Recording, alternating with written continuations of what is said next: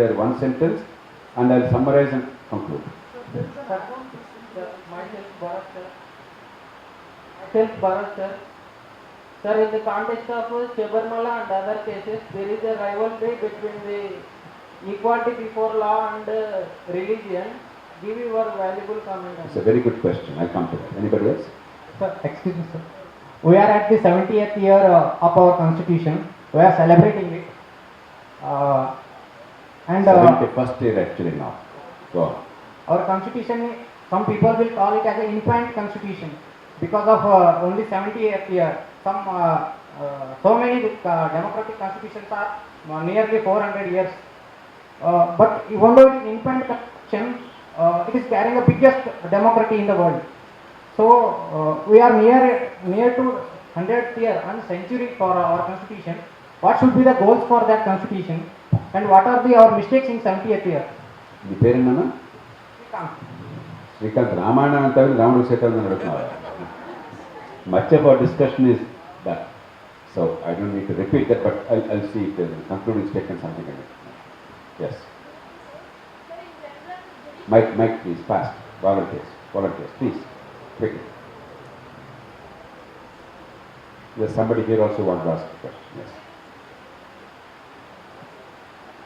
Good evening, sir. In general, judiciary is the custodian of constitution, right, sir? At present, is it really doing its duty as custodian? In fact, the first and third question, these two can be connected. We'll come to that. Okay, somebody here. The last question, sir. He declared it as the last. Yeah. We'll accept it. And this question is all about, an add-on to your explanation, because you have touched almost all the parts. Like judiciary, executive, and the legislative. So my question is, I know that you are a civil servant and you have shared all your views, and I feel that there are a lot of other, strong administration persons in government like you, and they have also been trying to implement the same thing. Every time you conclude, you are telling that why don't you think differently and try and find a solution for that. Suppose that if I am going with an editorial, at the end of the editorial I try to find an answer of my own and put it in a paper. When I cross-check myself, I see that most of the time the answers were already been done by some or the other. So you have already, persons like you have already set up a process like that, but still it is not working to the most of the time. So what are the reasons that is causing the failure for the implementation of this process? That is my question. I'll take this question and this judiciary business and then come to concluding statement. Sir, myself Abdul Rahim. We have recently tweeted that my salary to Delhi voters, a great verdict. This is a vote for delivery of public goods, school education and healthcare, and for genuine devolution. We have a lot to do to really improve outcomes, but this is a great start. Hearty congratulations to AAP and team. So what is your opinion about BJP and AAP party, and why BJP is concentrating only on Muslim community when we have observed the recent past actions of BJP? It always concentrating on Muslim community only, like Triple Talaq, Jammu Kashmir issue and CAA. Everyone like BJP party always discriminating Muslim community. What is your opinion about BJP, sir?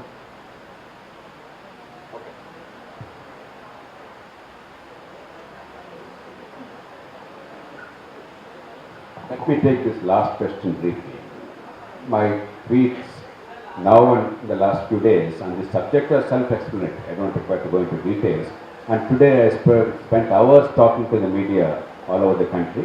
So those who are interested, please Google or YouTube or whatever. So I don't have to repeat myself.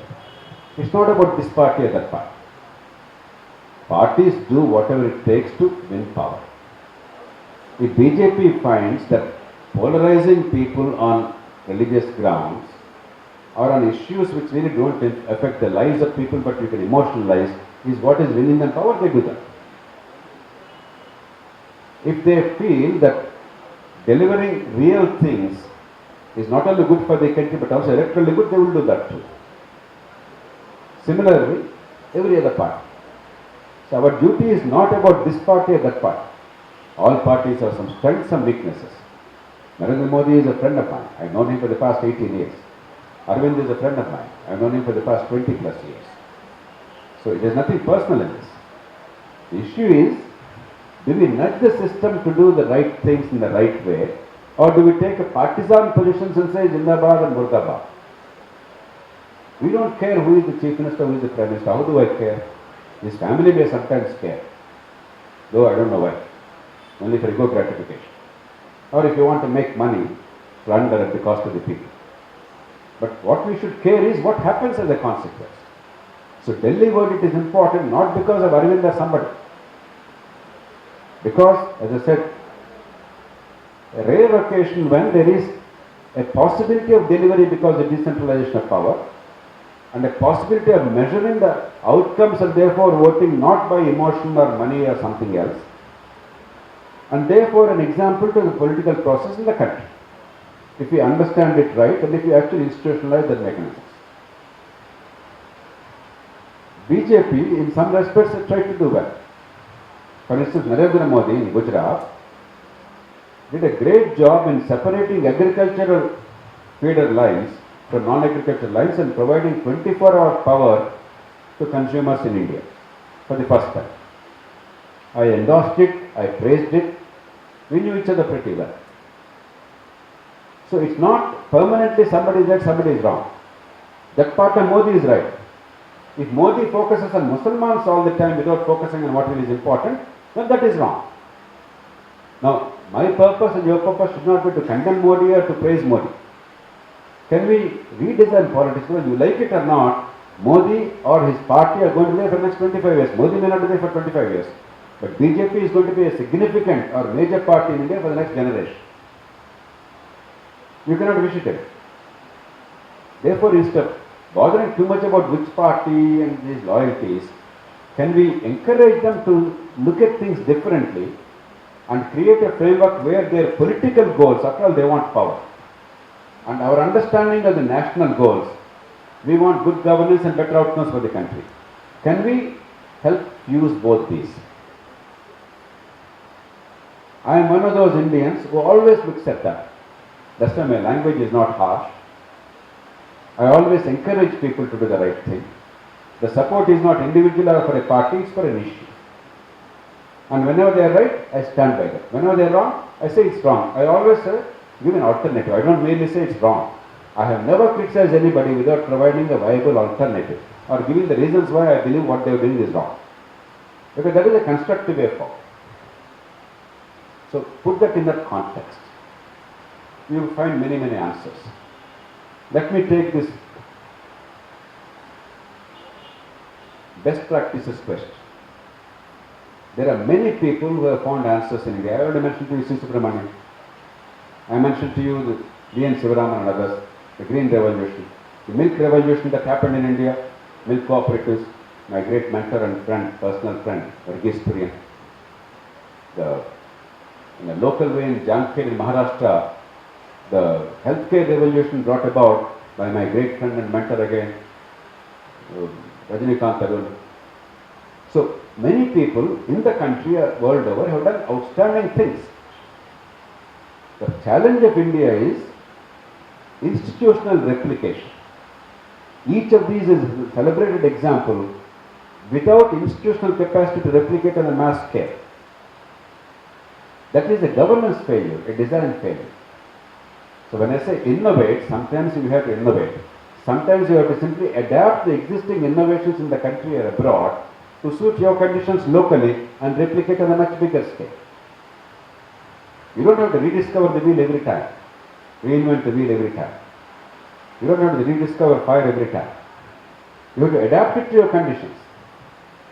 You cannot do the same failed things, repeat them 100 times and say we are failing. Of course we'll fail, because it's a failed thing. That's not the right approach. That is the meaning of innovation in this context. And our system is very poor at replication of great and successful innovations. Very rarely have we succeeded. Milk cooperatives is a great example in the country. If we can do it there, we can do it elsewhere if we design it well. That is the larger lesson. Judiciary. It's not true that judiciary is the sole custodian of the constitution. The whole political process, legislature, the executive are also custodians.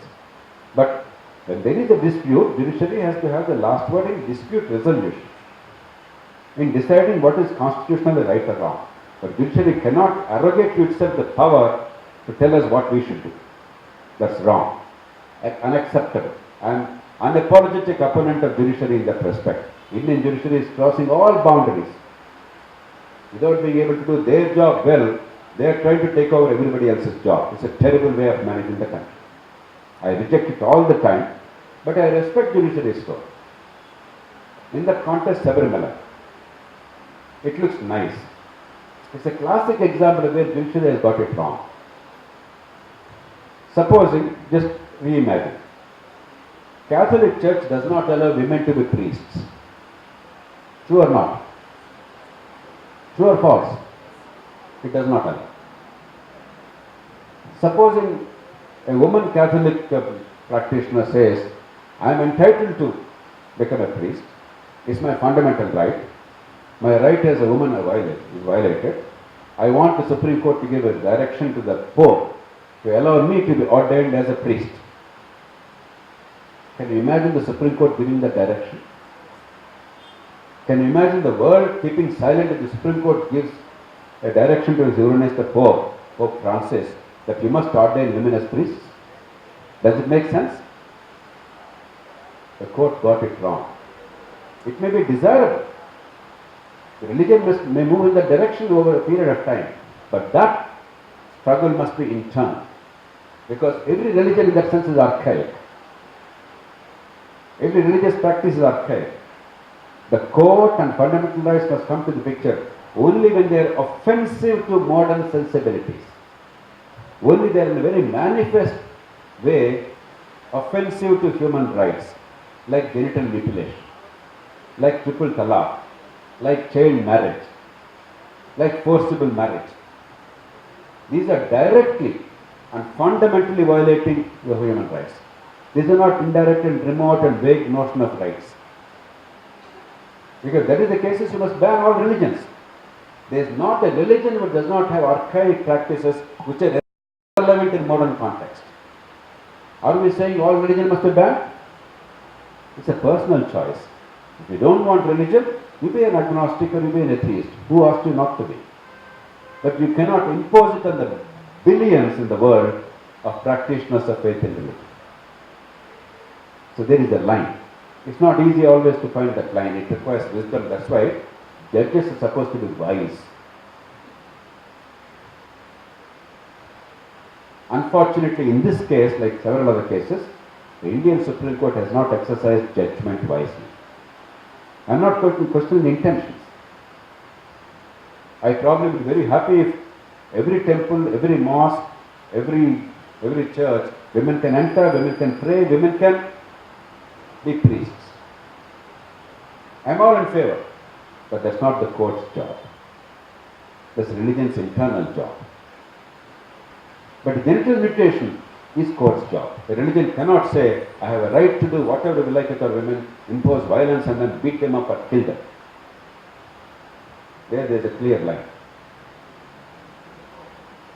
Common sense tells us these two are different cases. They are not the same. So judiciary has a role, a vital role, but judiciary is transgressing that role recklessly in this country because politics is revived. We are all angry with politicians. We think a judge will find solutions, but judiciary is failing as much as politicians. Who will solve that? If the salt loseth its flavor, who will salteth the salt? If the fence is eating the crop, who will fence the fence? So this is a very silly and desperate approach on our part. Thinking that for grand political challenges, there can be judicial solutions. No, that's not the job of judiciary. You take care of your work.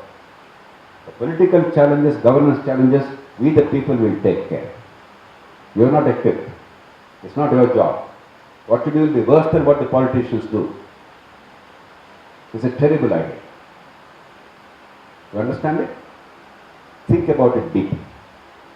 Don't look for instant solutions. There's no instant nirvana, there's no instant solution. Each institution must be enabled to do its job well. And public pressure must be put in a manner that they will do their job well. Incentives must be altered, design must be altered to get better outcomes. But not a donkey doing a horse's job, a horse doing a dog's job. That's a terrible way of managing a system. Today MLAs, they function as executives. That's not what the Constitution says. The state does the local government work. Who the hell does your work then? The union wants to interfere everywhere. The Green Tribunal tells you which industry must be allowed, which is not to be allowed. Who the hell asks you to do that? That's not your job. The Supreme Court tells you how to shut down all industries blindly, recklessly. They tell you who should be ordained as a priest. Who asked you to do that job? Are you the new gods? Is there a New Testament and New Ten Commandments? Who are you to do that? It's not your job. Do your job. Do it well. Don't do somebody else's job. Don't do the Pope's job. Don't do the Prime Minister's job. Don't do the Speaker's job. Do your job. ప్యాకాట్ ఆడేవాళ్ళు వాడు ఆడుకోకుండా పక్కాట ఆడుకొస్తాడు. మన తర్వాత చూడొచ్చని చెప్పాను. అట్లా ఉంది మన తీరు. నీ పని నువ్వు చేసి ఆడవయ్యా, వాడి పని వాడు పెట్టిస్తాడు. వాడు చేయకపోతే మేము చూసుకుంటాము, నోడిస్తాం, పెడతాం, పడతాం, ఏం చేస్తాం, ఏం చేస్తాం. నీకేం తెలియదు. So don't find silly solutions. We have a messed up system. You know what the mayor in Hyderabad things? ధర్మజాలకు మేయర్ అయినాను సార్, ఎమ్మెల్యే అయితే బాగుండేది. In no country in the world you see a big city mayor wanting to be a state legislator. It's ridiculous. Because MLA is doing what the mayor should be doing. Mayor is not able to do what he should be doing. He feels disempowered. ఏదో fancy robe వేసుకుని ఎయిర్పోర్ట్కి వెళ్ళాలి, audio వస్తే అంతే, ఆయనకి పని లేదు. It's a messed up system. Change that. Don't make the MLA do the mayor's job. None of us have the notion.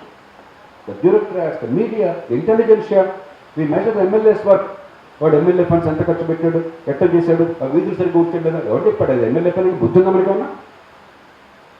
State has a different function, local government is a different function, executive is different function, legislature is a different function. అన్ని mix up చేస్తారు. It became popularly that's the నామ్. మన expectation అది, మన media expectation అది, ఓటర్ల expectation అది, ఎన్నికే వాడు ఎక్స్పెక్టేషన్ అది. The blind leading the blind. You know where it leads us. If you want to be wise citizens, if you want to be competent civil servants, if you want to be real change makers, don't be blind. Learn to lead. Learn to think. Learn to understand. Have the clarity. That's the most important quality. Get the knowledge, any పుస్తకాలు చూస్తే వస్తే refer చేయొచ్చు any time, no big deal. లా ఏముంది, just ఇస్తే paper వచ్చేస్తుంది. మీరు Google చేస్తే ప్రకారం వాడే క్లాస్ చేసి ఇచ్చేస్తారు. But have the clarity of first principles. That's the key to the future of India if you want to really participate in building the future of this country. Let me conclude. You live in a fantastic age. We have many problems, but I already mentioned. We have also done not too badly in many respects. Yes, we have done badly in some respects. We can correct it. It's not incorrectable. It's easy to correct it if you really focus your mind, pay attention, redesign it, innovate, and replicate the best practices. Don't lose hope, because today technology is such an incredible tool. It was never this good, and it's going to be better in the next 20-30 years. Infinitely better. We have a powerful aid, a powerful tool. For the first time in human history, you have the technology and resources to solve most of the problems with consummate ease, if you have the wisdom to design institutions and adapt the best practices. Don't ever lose hope. But if you do things the way we have done in the past 70 years, we'll get the same results. You have to do it differently and better. Use the past experience as a guide. Figure out where our strengths are, where our weaknesses are, how to correct the weaknesses. And do it differently and better. Do it the way where success is achieved. Do it the way successful people do it. Adapt it to your conditions. You can't imitate 100%. You have to adapt it to your conditions. That's where the wisdom, the further innovation lies. But it's possible. That's how humankind prospered. That's how China is becoming a giant. That's how many nations in a very quick fashion are emerging as great economies, great societies, great democracies. We are no inferior to anybody else. We can do it. We must do it. We shall do it. 10% growth rate for 30 years. From next to nothing, they became global giants. We have to match that. So in some ways we have done well. As I said, our timing makes our success marginal. The challenge therefore now is how to accelerate. I'll just make 2 more points, then I will leave it for interaction. Democracy or republicanism is not merely about elections and freedom. Of course, vote is required. Of course, freedom is required. We are all free to talk, to discuss, to interact. There is nobody here to monitor and nobody cares, and we can do pretty much what we like, as long as we don't preach violence or hatred or something.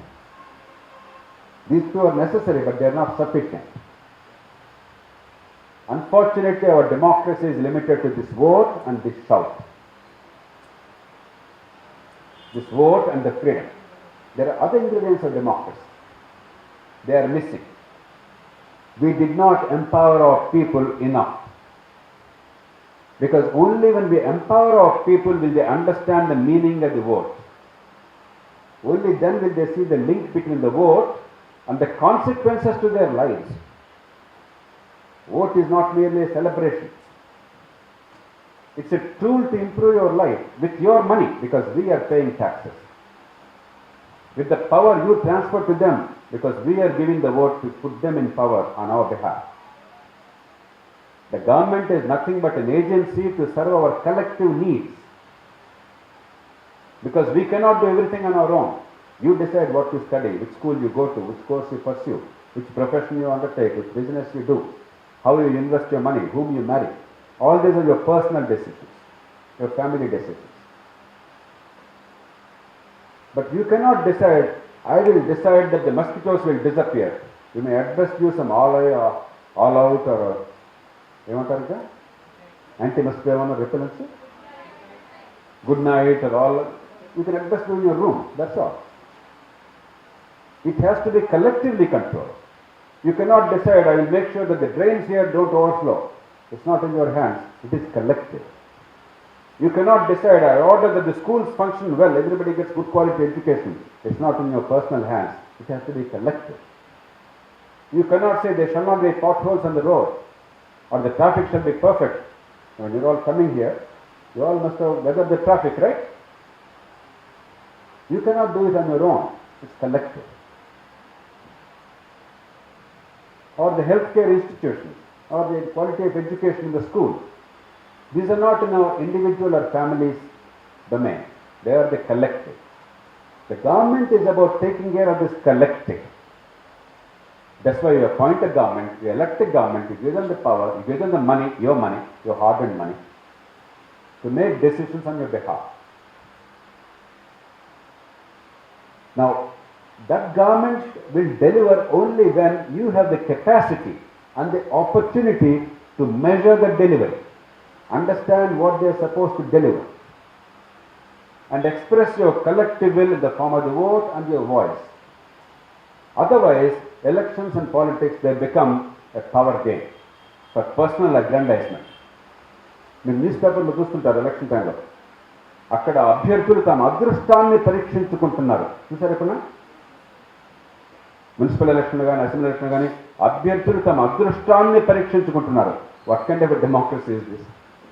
If you reduce election to a farce where the candidates are fighting to decide who is more fortunate, as if it is their private affair and you are all jokers, you and I are jokers. It's not about us, it's about them. We are watching a 2020 cricket match and applauding. It's not about our lives. If that is the way politics is reduced, how can that be a republic? How can it be a democracy? It's a mockery of a democracy. Our politics largely has nothing to do with our people. It has nothing to do with our lives. It's about them. That's the way we are made to believe, that's the way we are acting, that's the way they are acting. That's the way the media is described. అభ్యర్థులు తమ అదృష్టాన్ని పరీక్షించుకుంటున్నారు. Once this link is missing, once there is no empowerment, democracy does not work to the extent it should. And then rule of law.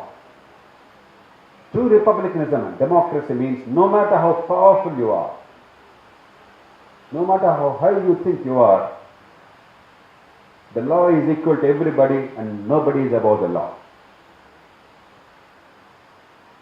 On paper we have that, but in reality we don't have it. Might is right in our country. On paper everything is perfect. But the description on paper does not really take into account the reality. These rights are normative, but in reality,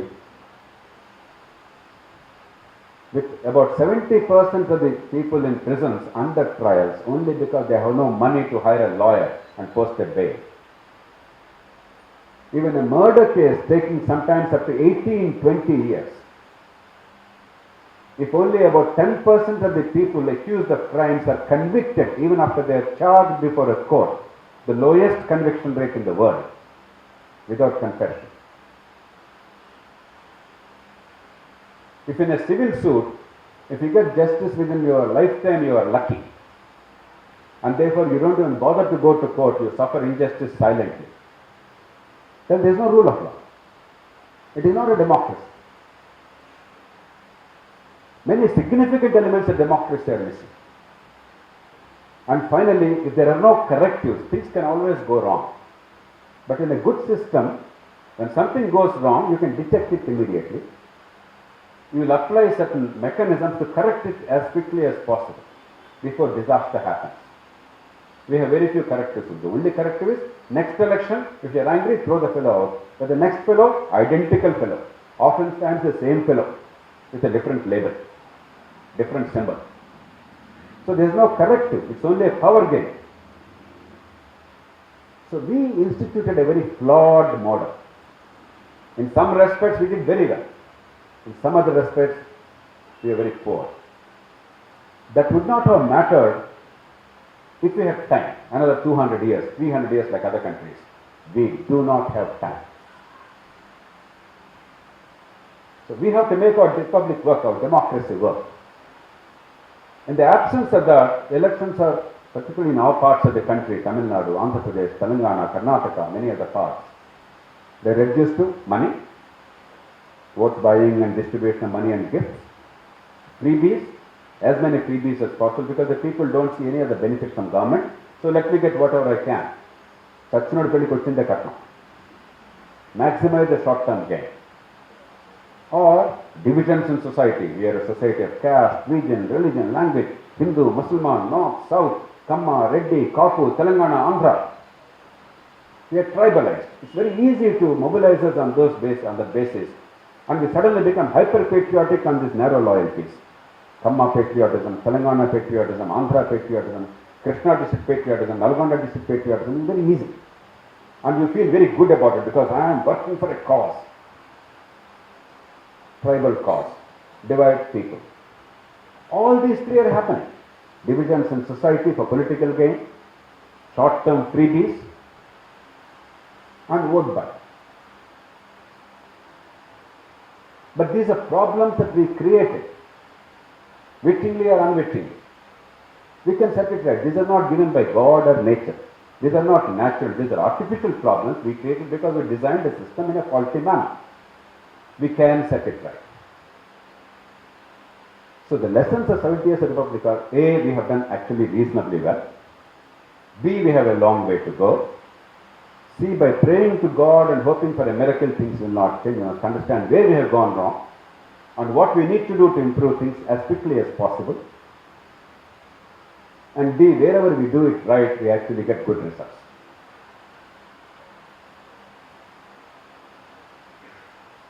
Today's Delhi verdict, in a way, is an example of that. Forget political parties, doesn't matter which party. AAP, BJP, TDP, Congress, TRS, doesn't matter. But what happened in Delhi today is, it's not merely victory of this party or that party. Somebody must win in these elections. In a country which is power crazy like ours, even for a sarpanch's post, when there is no money, there is no real power, people are willing to compete very fiercely. So elections are not a great thing in India. But for the first time in our history probably, people are enabled to understand the link between the vote they give and the consequences that follow to them, their families, not some grand notions and big slogans. Simple things. Will my kid get better education without having to pay a lot of money out of pocket? Will my family get better health without expenditure? Will I get simple basic services in government offices without day-to-day bribery? These are the issues on which the election in Delhi was won. That was possible because Delhi is the most empowered local government of India. The Chief Minister of Delhi is India's most powerful mayor. More empowered, more powerful than any mayor in the country, but much weaker than the mayors in the rest of the world. But even this limited empowerment, because it is real, people could understand what this government will do, cannot do. Have they done it? Have they not done it? Otherwise, in most elections, the vote has no consequences that the people can understand. Therefore, it's an emotional vote. It's a cynical vote. It is a vote based on money. Vote based on freebies, not real improvement of your life in the long term. It's a vote based on divisions in society. So in a way, what's happened in Delhi is an example. If you do right, at least some things, how the polity can mature.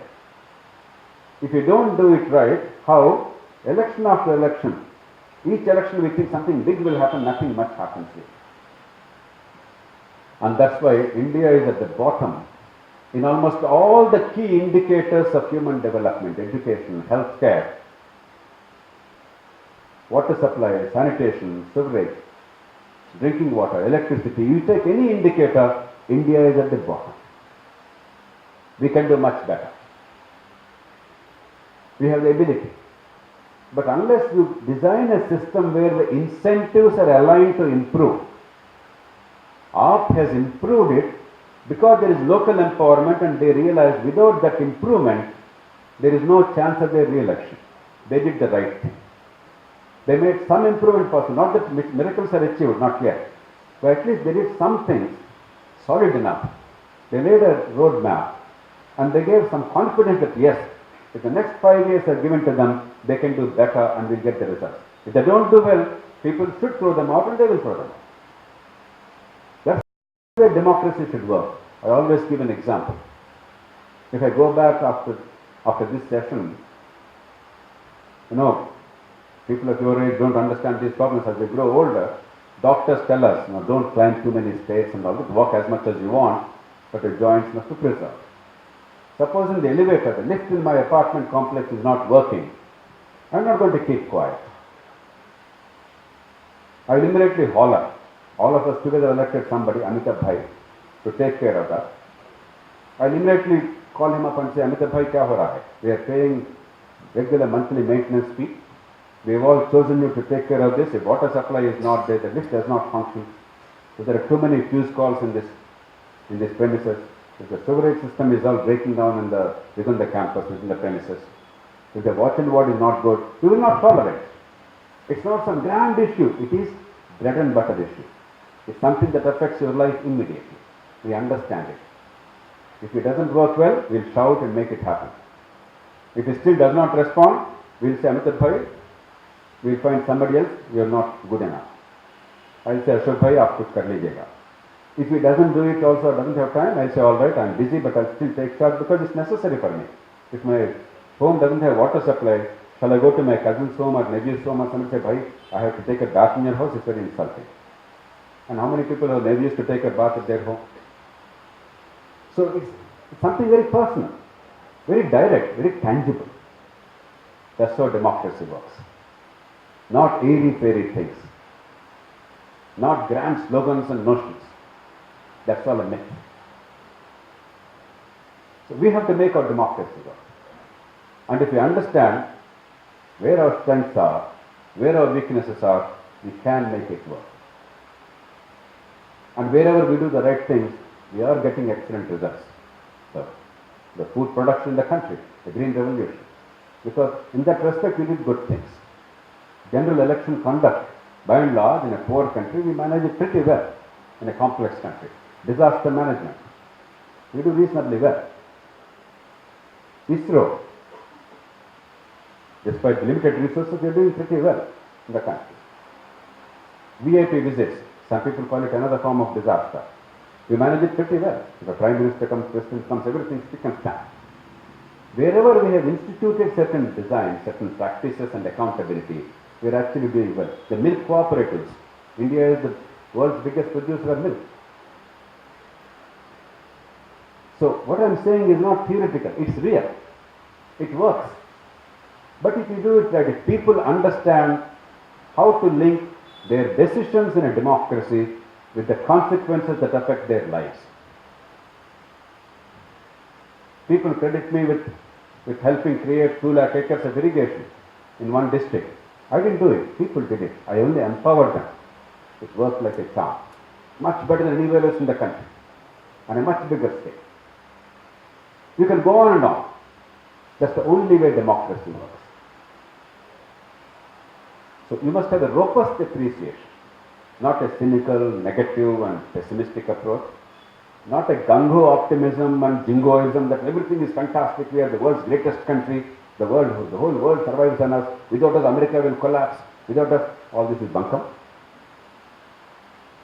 We have strengths, we have weaknesses, we have done well where we applied our minds and built institutions right. We have done poorly relative to our circumstances where we didn't pay attention, and we have to fix these problems.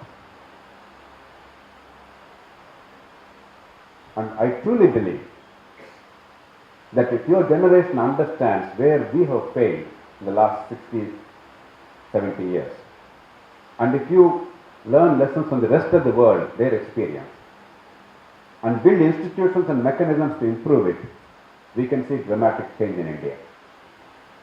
But if we continue status quo, if we don't really change the way things are done where they are wrong, we will continue to flounder.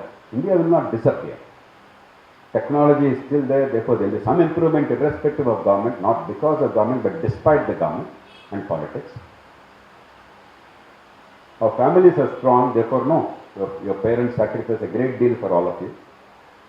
Ours is a country where Hindu or Muslim, north or south, rich or poor, every family, every parent is willing to do anything and everything it takes to give a chance to the children. We are all lucky as a society. So because of that struggle, something good always happens, but it will not be enough. It will not be as much as we are capable of doing. The country will continue to flounder. We will continue to fall behind and continue to find excuses why we are not doing well. If somebody says Britain is doing well, no, we are a much bigger country. Somebody is saying Singapore, no, it's a tricky state. Somebody says China, see how they are handling this epidemic. Actually, there is a lot of strength in what they are doing, though there are some mistakes committed. No, they are dictatorship. Somebody says Kenya is doing something in democracy. We don't know why, but Kenya is a different country. So we are finding excuses why others are doing well and why we cannot do well. That approach will not do. We are no different from the rest of the people. If they can do it, we can do it, if we do it right. That's the spirit we need. We cannot say we are so exceptional that we will do badly everywhere. It is our birthright to do badly. If that is our approach, if we don't have the capacity to learn from our own mistakes and our own strengths and experience and others' best practices, we will continue to be an also-ran country. We deserve to do better. Your generation deserves better. I want you to keep this overall perspective in mind. Think deeply. Related to your own experience in life. Each of you has experience. Now, nothing original I have said. At best, whatever you know, I'll try to put it in a logical fashion so that it leads to a solution. It's not merely a description, but an analysis that leads to some meaningful solution, some direction. It's an optimistic approach that we can make a difference. It's not gangoistic. It's not praying for miracles that God is there, He'll take care of the world or our country because we are specially ordained by divine dispensation, which is rubbish. We can make a difference if we know what to do and why to do and how to do. That's the approach we need to bring, and that's the approach that we don't see often in this country in the public life. I want you to think about it, to sleep over it, to relate to your own experience and your own reading. Don't make reading merely mugging up. No, you've all mastered the art of passing examinations and getting first class. I'm not impressed with that. Getting first class or getting a selection is child's play in India. You mug up last 3 years examination papers and you get a first class easily. You may know nothing. Apply your minds. Let it be internalized. Relate it to your experience, other people's experience. Think hard. Think logically. Understand the evidence. Be innovative. Find practical solutions. That's what we need to do. That's what is expected of you. If you wish to join civil services, that's the kind of civil service we need. We don't need fellows who have those 3 letters there and sit there and do nothing. We have too many of them doing nothing. Who are very happy because they got into their jobs and for the next 30 years they do practically nothing. We don't need more people. We need people who can actually change things. Who can make a difference. Who can transform this country. And you can do it. But for that you must acquire the capacity to think. Not merely to find answers from somebody. To think and to find answers for yourself. And to innovate. I'm sure that you will all, as citizens, doesn't matter if you're in civil services or not. As citizens, we can bring that to the table and make a difference to the country, to our society. Our republic will then be much greater, much more productive, much more successful. And we don't have to worry that we are at the bottom. We can easily be, if not at the very top, somewhere among the more successful countries. We have that capacity. I hope that you will bring that perspective to the table as bright, educated, intelligent, passionate young men and women and help transform our society. I wish you all the very best. Good luck.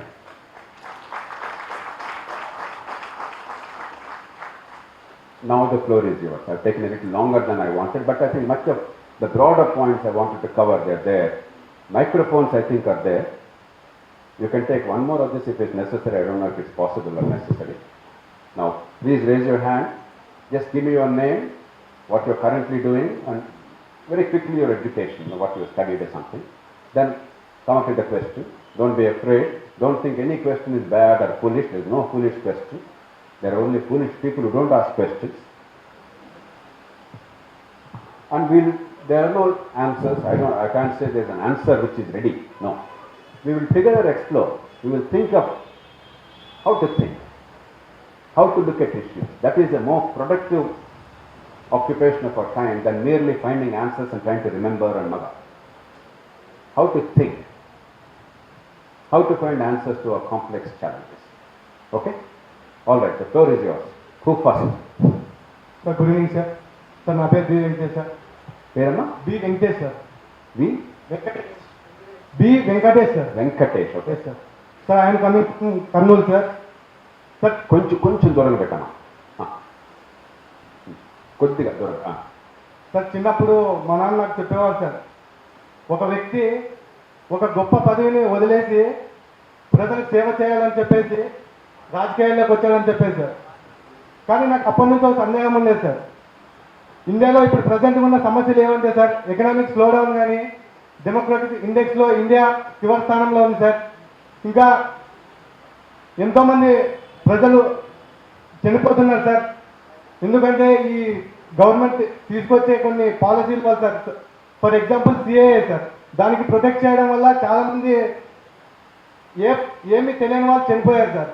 ఇంకోటి మీరు చెప్పిన ప్రతి ఒక్క విషయంలో ఇప్పుడు వరకు మీరు చెప్పిన ప్రతి ఒక్క విషయం అన్నిటికీ కారణం వచ్చేసి పొలిటీషియన్సే సార్ ఇండియాలో.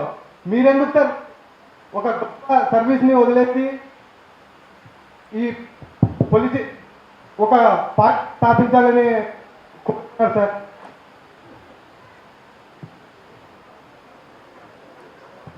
Thank you, Venkatesh. Babu, it's very easy for us to blame politicians. Andaki favorite villain politician. Then what?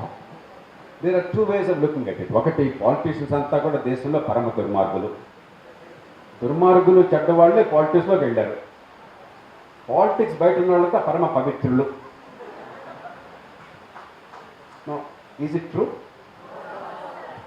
Is it rational to think that way? They are human beings like you and I.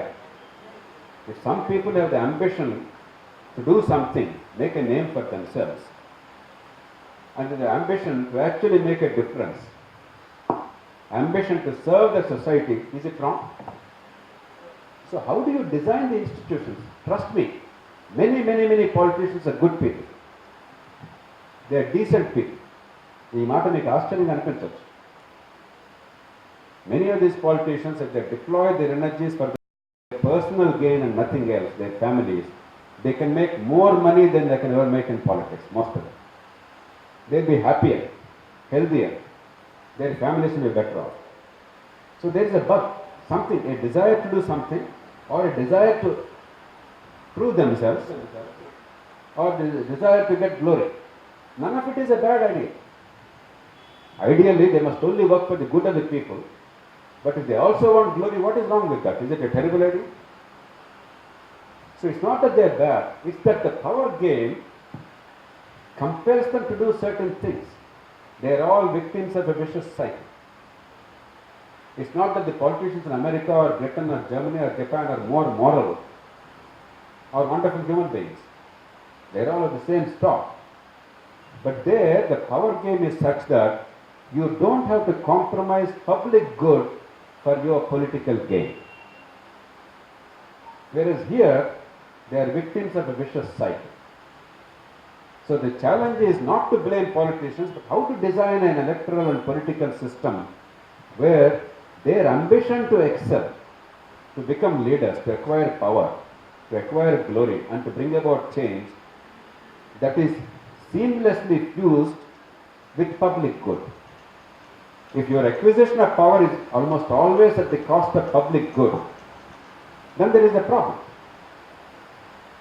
So can we design an institutional mechanism where, on the one hand, the individual's ambitions, on the other hand, the public good, they can both come together? That is the better way to look at it. And wherever that happened, they are producing excellent results. For instance, the whole Green Revolution was engineered by one of our more, what shall I say, more draconian prime ministers, Mrs. Indira Gandhi. She did many things wrong. Many people blame her with some justification for the destruction of many institutions in India. The party structure, the Article 356 abuse, over-centralization of power, imposition of emergency, trying to suborn the judiciary, many things. But it was under her leadership. A great minister called C. Subramanian, a great civil servant called B. N. Sivaraman, and about 50 or 100 eminent scientists who cared deeply for the work that they were doing, together, in a short span of time, 7-8 years' time, they brought about an agricultural revolution in the country. India, which was living from ship to mouth until that time, in a short span of time became self-sufficient in food grains. So once you institutionalize some mechanisms, once the incentive of the farmers, incentive of the politician, incentive of the administrator, the scientist, they are all aligned properly, then results came. So the challenge is not to vilify somebody and believe that there are some angels and some demons. This is not a fight between good and evil. It is a fight to get better outcomes in the system. That is the practical approach. Of course, there are good people, there are evil people in politics. But that's true with society. That's true with bureaucracy. That's true with business. I'm not arguing that all politicians are angels. That would be equally stupid. Nor can you argue that all people are angels. Can you? So, as a great philosopher, statesman said, Gladstone, The purpose of a government is to make it easy for people to do good and difficult to do evil. So have you designed a system that maximizes good and minimizes bad? And how to design it? On a grand scale, at the middle level, at the lower level, executive level. No, there are a lot. The basic principle is the same. How to apply it depends on the context and the sector and the level at which you are operating. So look at it that way. Don't think of politicians as villains and we're all great heroes. It's not true. And that's a very unproductive way of looking at things. I know what I'm saying is not fashionable in India. It's very fashionable to say all politicians are bad and then think that we have done our national duty for that day because we reviled the politicians enough and go back home and sleep soundly. That doesn't help us as a country. Okay? Next. Sir, good evening, sir. నా పేరు Monapuram Mahesh, Mahabubnagar district sir. Sir 1921లో మన parliament భవనం start అయింది. 1927 జనవరి 18న ఈ భవనాన్ని అంటే ప్రారంభించుకున్నాం. ఏం భవనం అన్నారు? Parliament sir. Parliament, okay. 93 ఏళ్ళుగా కంప్లీట్ అయింది. ప్రపంచంలో అతిపెద్ద ప్రజాస్వామ్య దేశానికి మందిరంగా బాధ్యతలుంది. ఇప్పుడు ప్రెసిడెంట్ లోక్సభలో 543 ఉన్నారు. దీన్ని 1971 జనాభా లెక్కల ప్రకారం తీసుకున్నది. అయితే ఇది 1977లో నిర్ణయించారు దీనిని. ఇప్పటికీ మనకు అప్పుడు ఉన్న జనాభా 55 కోట్ల జనాభా, ఇప్పుడు 130 కోట్ల జనాభా అయింది. మన దేశంతో పోలిస్తే తక్కువ జనాభా ఉన్న దేశాల్లో ఎక్కువ మంది పార్లమెంట్ సభ్యులు ఉన్నారు. ఎగ్జాంపుల్ తీసుకుంటే కెనడా పార్లమెంట్ సభ్యులు 443, అమెరికన్ కాంగ్రెస్ సభ్యులు 535, బ్రిటన్ పార్లమెంటులో 650 మంది ఉన్నారు. మరి తక్కువ జనాభా ఉన్న పార్లమెంటులో ఇప్పుడు మనకు 130 జనాభా ఉన్న పీపుల్స్ ఉన్నారు. కాబట్టి ఎందుకు దీనిపైన నిర్ణయం తీసుకోవట్లేదు? మీ పేరు అందరూ? మోనాపురం మహేష్. Mahesh, thank you Mahesh. అయితే 70 ఏళ్ళు కంప్లీట్ చేసుకున్నది కదా, ఇంకా నెక్స్ట్ 70 ఏళ్లలోనైనా ఇది అభివృద్ధి చెందుతుందా India? Okay, I agree. For a lower house, the representative house, when there are two houses, the lower house is the people's house, the house of the people all over the world. The upper house is the Council of States or the House of Elders, House of Elites or whatever. For a lower house, the House of Representatives, our constituencies are the largest in the world. When I contested for Loksatta, I had 32 lakh voters in that constituency, India's largest constituency. It's ridiculous. So I believe there is a case to increase this number enormously. But in order for that to be effective, what we need is to actually empower the local governments effectively. That the parliament is only taking care of a few things that matter at the national level and only at the national level. They can't be handled at the state level or local level. And most of the things that matter to you and I, they are handled locally in your local government effectively. Only when that is created will this yield results, otherwise it's no use. Second, the parliament should also strengthen the committees. If you have 2,000 members of parliament, there is no way in heaven or hell that there can be meaningful debate or decision making. Not that there is meaningful debate now. So parliament must really strengthen the committees. Woodrow Wilson said about American Congress, he said Congress in session is Congress in exhibition, Congress on exhibition. Congress in committees is Congress at work. The real work is done in the committees. In India, the committees are very weak. They exist for parliament. State assemblies, even they are nominal. But even the parliamentary committees are really powerless. They have no real substantive power. Then the parliament cannot work.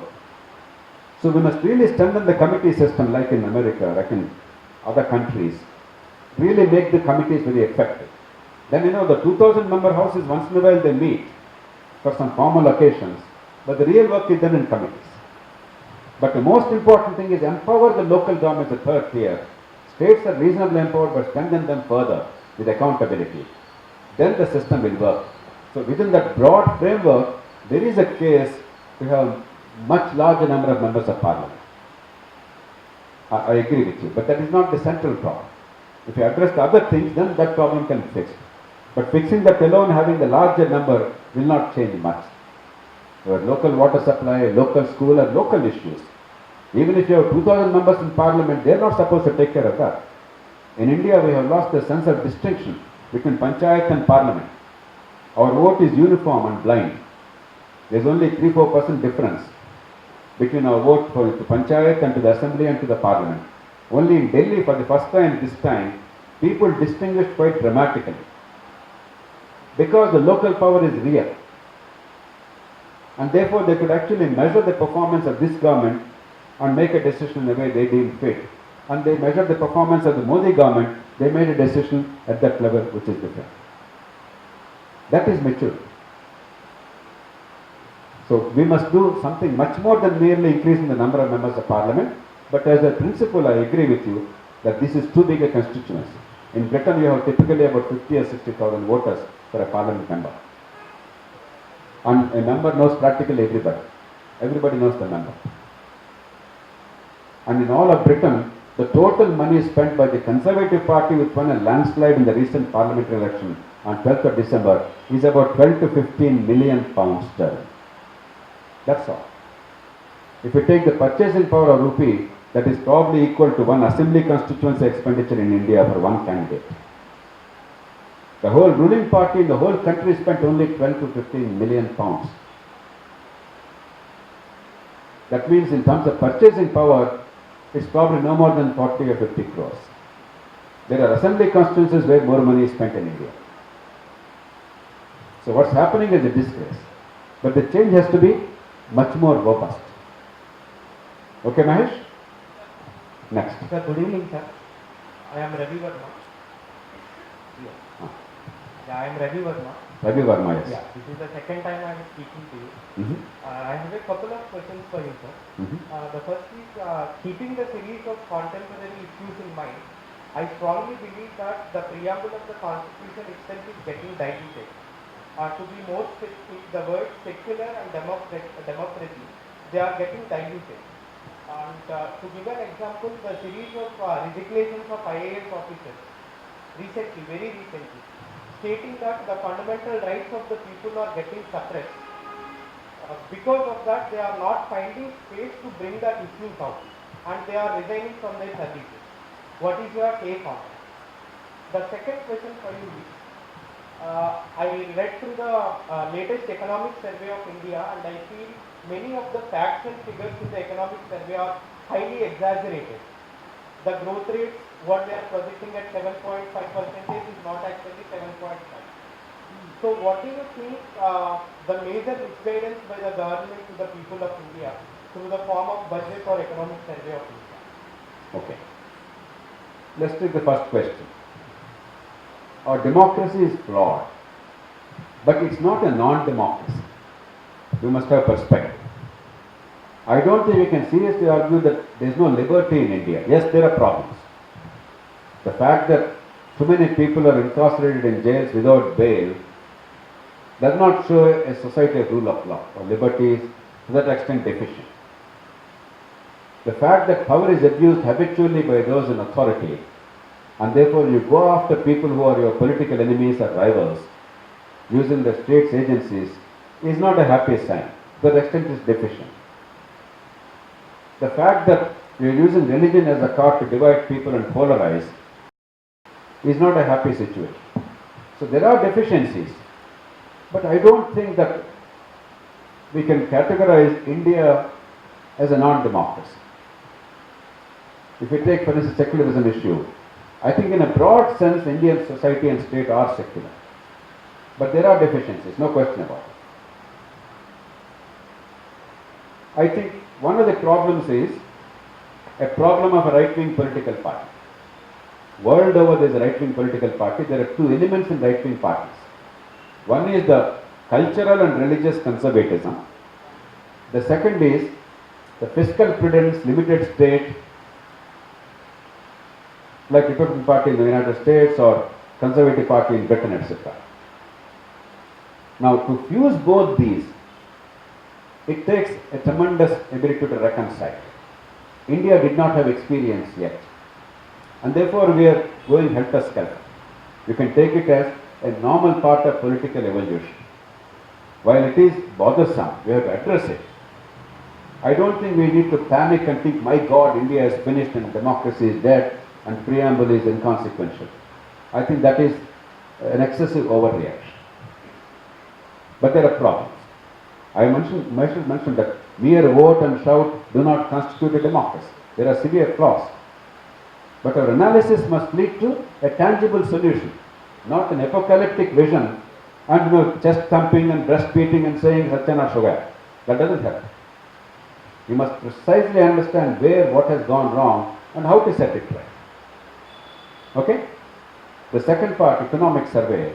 Yes, there are some concerns in recent years that the government is somewhat reluctant to respect facts. There is some desire to fudge numbers, and therefore the credibility of the data is now questioned, whether unemployment figures or growth figures or something else. But I think within the country, the fact that there is a lot of criticism, there is a lot of debate and discussion, shows that there is some effort to now correct it. You cannot forever conceal these real numbers. The second thing, I have read the economic survey very carefully, all the 600 pages of it, on the same day. I think there are a lot of positive things in the survey. A lot of robust analysis as to what needs to be done in order to transform our economy. For instance, it talked about the dramatic failure of the Essential Commodities Act and over-regulation of agriculture. It talked about the need to restructure our subsidies and how current subsidy framework, including food subsidies and MSP, have failed. It talked about the need to privatize public sector undertakings so that the state actually focuses on what is necessary for good governance. It talked about a few very sensible things, some of them with passion, which is good. Unfortunately, the budget ignored all this. It's their own economic survey. When people ask me to critique the budget, I said, I don't have to critique from my point of view. I am critiquing the budget from the finance minister's own economic survey. So yes, there is a problem with the numbers and the fidelity of data and the credibility. But I think that's a correctable flaw, and already correctives are coming into place. There are problems, but don't panic. Okay? Next. Good evening, sir. My name is Nagaraju. Sir, I have two questions. Corruption and criminalization of politics is hitting at the roots of democracy. Then what will be the way forward to curb this in the light of Constitution? That is my first question, sir. And second question, if elections conduct for every 2 years instead of 5 years, then is there any hope to minimize corruption and delay in implementation of acts? Do it will possibly happen, sir? Your name I couldn't get properly. Sanat Agasin. Sanat. Sana. Sanat. Yes, Sanat. Thank you.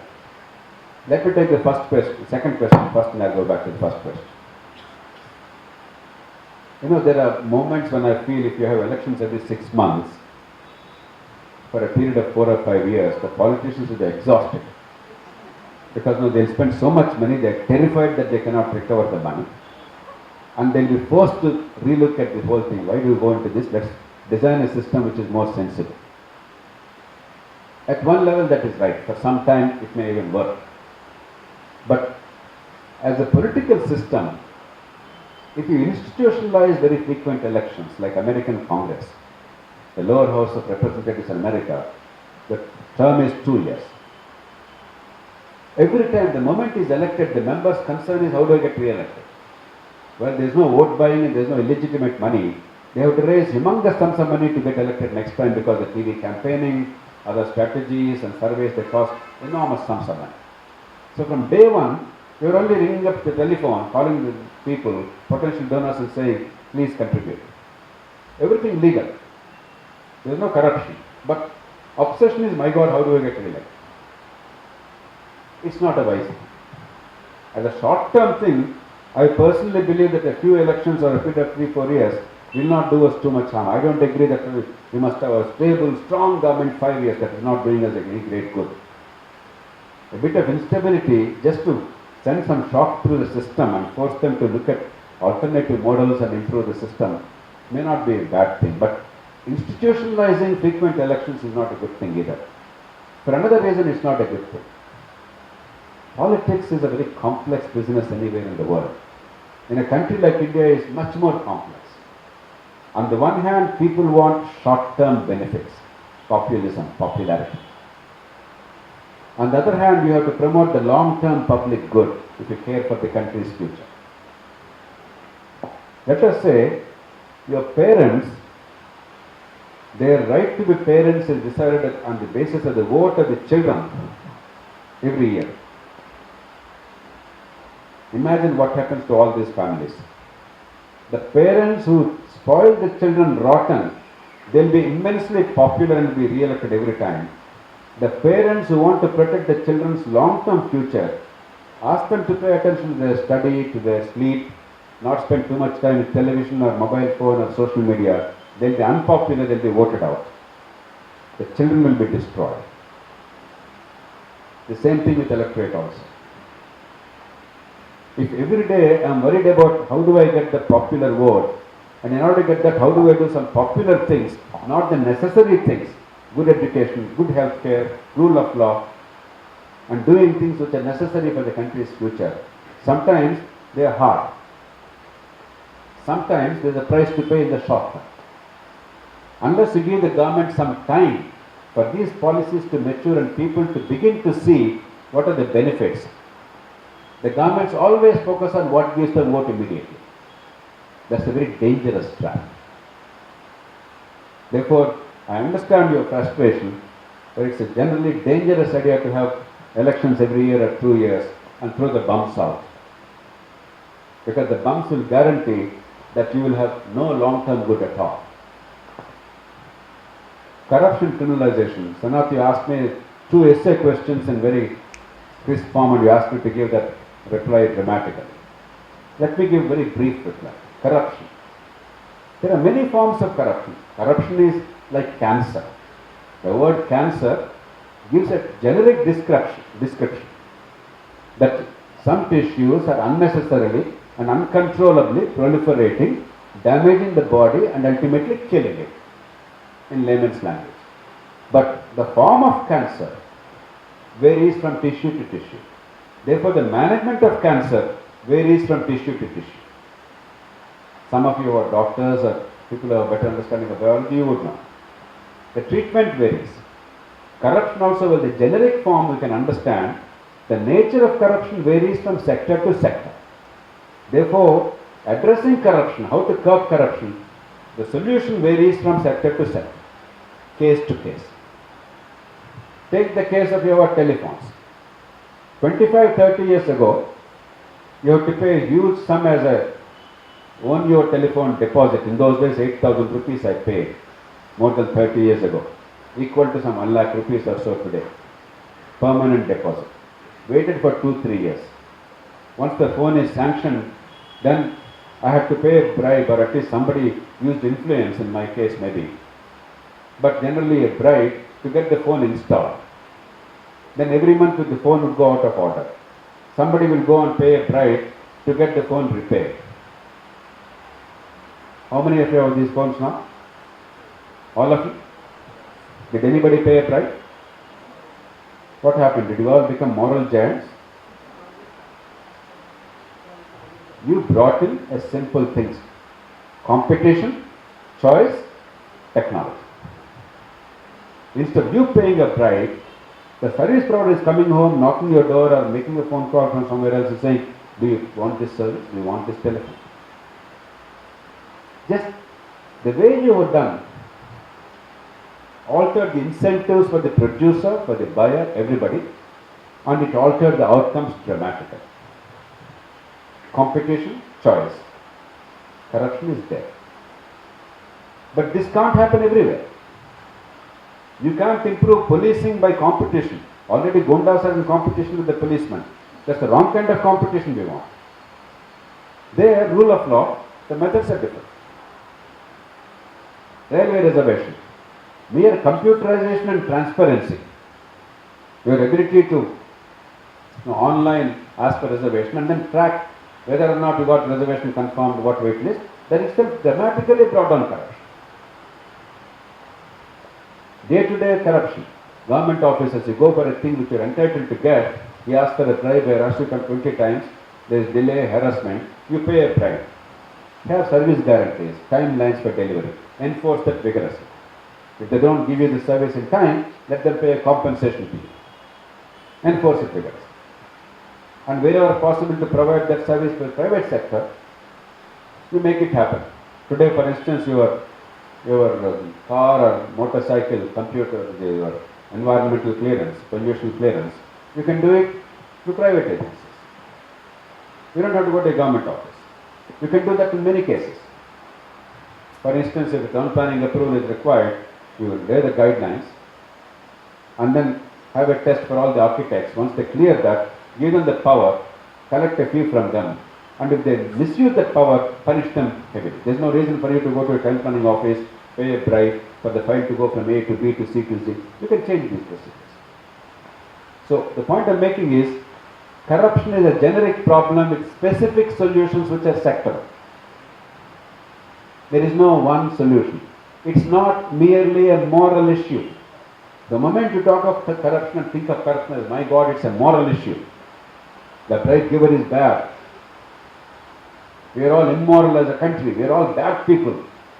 You are only destroying yourselves as a people. There is not one Indian family that is not compelled to pay a bribe in this country, in some form or other. So moralizing and criminalizing is a stupid approach. Because most of this corruption, where bribe giving is involved, is extortionary corruption. The bribe giver is not getting anything out of turn. Nobody is doing a favor to him. He is forced to pay a bribe to get something done which is his due or her due. So the answer is not to moralize or criminalize, but to guarantee delivery of service. So you must think deep. Do not give moral lectures. Don't talk of values. We can discuss more if you like, but this is the broad approach. And of course, punishment, that's the last resort, not the first resort. When every year there are 20 crore cases of bribe giving and bribe taking in India, how many people will you punish? So that's necessary. But without fixing other things, that becomes only symbolic. It's a show. It doesn't work. It's not working. It's a lie. It is selective. If I don't like you, I'll go after you with a bribery case. That doesn't happen. It's necessary. You must punish. You must confiscate properties. But look at the big picture. Look at what works where, when. All of India has, you know how many jail cells we have in the country? Anybody?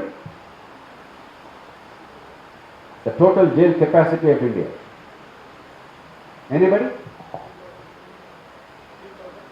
4 lakhs. As I told you, 20 crore people are forced to pay a bribe every year in the country. There are authentic surveys to substantiate this number. 20 crore people. How many fellows do you punish with 4 lakh jail cells? So, smarts, strategic thinking, find innovative solutions. There are many, many more things. Because we don't have time, it's not a lecture on corruption. I'm not able to go into detail. But just to give you a glimpse of the larger picture, that's all. Criminalization. I was the first one in India to raise this issue dramatically. I identified way back in 1988, 99, before we were all born, many of you were born. Criminals contesting in elections by a very dispassionate and objective and very credible process. And it sent shockwaves across the country. That ultimately led to disclosure of candidate details. Again, I led the movement for that law. But all that I did, not because criminalization is the problem. It is the symptom. It is the soft underbelly of the system. I had no illusions that merely because you have this law or that law, the country will dramatically improve. No, it's a myth. It is a soft underbelly of the system. I wanted the countrymen and women to wake up and take notice and say, look, there's something wrong. Let's figure out what's wrong and how to fix it. And this is an area where the politician cannot say or cannot defend himself. It is morally so wrong and offensive, it's obvious that there is a problem. Therefore, this churning, this process, the thought process will commence. How to separate our democracy. But if you want to go deeper, you have to address 4 questions. Think deeply. And that's where the solutions come. Question 1 is, you and I think of a criminal as a criminal. But a large section of society is seeing criminals as heroes. True or not? Why? If society sees criminals as heroes, how can you curb crime or criminality or criminal gangs or criminalization of politics? You cannot. Because the criminal, in the eyes of many people, is the undeclared judge. He is providing rough and ready justice in a society where you have no recourse to justice. It's available on paper, in reality nothing happens. If you have a problem, your rights are violated. If somebody took money from you, is not giving back, your property rights are violated. If you come to me for advice, I would tell you, bhai, if you want to go to courts, you go. But you spend enormous amount of money, you will never get justice, don't waste time. Try and find some mechanism to settle the dispute. That's the truth. So the bhai, the gonda, the criminal, is the fellow who is providing rough and ready justice by taking a price. With your money, he is acquiring influence and power and money. If you don't create a system which actually works to deliver justice to everybody, easily, without too much expense and quickly, you will continue to have criminals treated as heroes. Question 2. Then why are these criminals entering politics? Because the moment they enter politics, we all attack them. We all criticize them. They become exposed. Why? Can anybody tell me? Why do criminals want to enter politics? Of course, everybody wants to enter politics in India. Everybody wants power. I don't know for what reason. We are a strange country. But criminals, when they enter politics, they are vulnerable. You will say you are a criminal. Why are you here? If he is not in politics, you don't bother about it. He does his business regularly. He makes his money. He is happy, enjoying himself. Why is he joining politics? Anybody? To safeguard his interest. In particular, once he is in politics, he can control the policeman. Is there anything more beautiful for a criminal than being able to control the policeman? Because crime investigation is totally controlled by politics in India, which is wrong. In America, in Britain, in Japan, in Germany, in France, other countries, crime investigation is not controlled by politicians. Crime investigation is independent, by and large impartial, non-partisan. So criminals cannot be thrown out of politics unless you actually insulate crime investigation, make rule of law work. Question 3. Why are the good people of party? Narendra Modi is not a bad man. He loves the country. Manmohan Singh is not a bad man. Sonia Gandhi is not a bad woman. KCR is not a bad man or evil man. Why are they allowing criminals to enter politics and making them candidates? Why? Anybody? Winnability. Criminals bring the 3 qualities that make your election much more likely. They bring big money, because crime pays. Without big money, your chance of election are very less. 2, they bring organization. Many Muslims, Anna Cheppani Chesparastam. There are people who will follow their orders. They will organize, they mobilize. And 3, every criminal who entered politics styled himself as a leader of a caste or a religious group. None of them entered as an individual. Therefore, they automatically get the caste power. Manodu, Manakolam criminal, Mannaiku. Once you have these 3 attributes, you are much more likely to succeed than others. So parties feel helpless. In our electoral system, I have to win each constituency. What manchachota nakana gelichada ledha government. మంచోడు పెట్టాడు గెలవకపోతే నాకు ఉపయోగం ఉంది, I won't have power. So electoral system. And finally, why are the people voting for them? Anybody? And there is evidence to show that if a non-criminal and criminal are there, both are equal candidates, criminals are getting elected more often. Not always, not universally. But the evidence is criminals actually have better chance of getting elected, if other things are okay. Why? Anybody? So next question, sir. ఇది cutting చేద్దాం, పుట్టుగానే సమాధానం. Anybody? Why popular? ఏమా? He can manage everything. మంచోడు అంటే చాలా మంచోడు, పాపం కూర అనుకుంటామా? చాలా నమ్మదస్తుడు, మర్యాదస్తుడు. క్రిమినల్ పోయి తంతాడు, కొడతాడు, ఏదో గందరగోళం చేస్తాడు, కొంతైనా జరుగుతుంది. In a wooden system, rigid system, ఇన్ఫ్లెక్సిబుల్ system, nothing is happening. ఏదో గొడవ చేసి ఎంతమంది సాధించుకు వస్తారు, ఏదో చేస్తారు. Because system is not working, you not getting your due. ఈ మర్యాదస్తుడు నమ్మదస్తుడి కంటే ఆర్డర్ బెటర్. కాబట్టి between the two, if everything is equal, chances are he is more likely to be elected. So solve that problem. Make sure that we get what is due to us without gundagiri, without use of force or violence. Then you get the system in place. So one simple issue, criminalization, criminals, moral issue, but there is so much behind it. And each of these elements again, there is so much more behind it. That is a logical way of thinking. That is a problem-solving approach. Not saying, my God, there's criminalization in India. That's a very silly way of looking at it. You understand?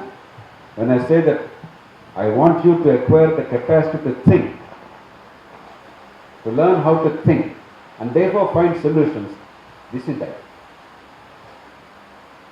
Okay? Next question. Sir, నా పేరు Haribabu. Sir, ఇప్పుడు దేశంలో 7 ప్రధాన నగరాల్లో పరిపాలన అంతా కూడా ఎక్కడ కేంద్రీకృతమైందో అభివృద్ధి కూడా అక్కడే కేంద్రీకృతమైంది. సో అభివృద్ధి వికేంద్రీకరణ జరగాలంటే పరిపాలన కూడా వికేంద్రీకరణ చేయాలా? ఇప్పుడు ఏపీలో దీనిపైన చర్చ జరుగుతుంది. నిజమైన డీసెంట్రలైజేషన్ అంటే ఏంటి? దీనిపై మీ అభిప్రాయం చెప్పండి.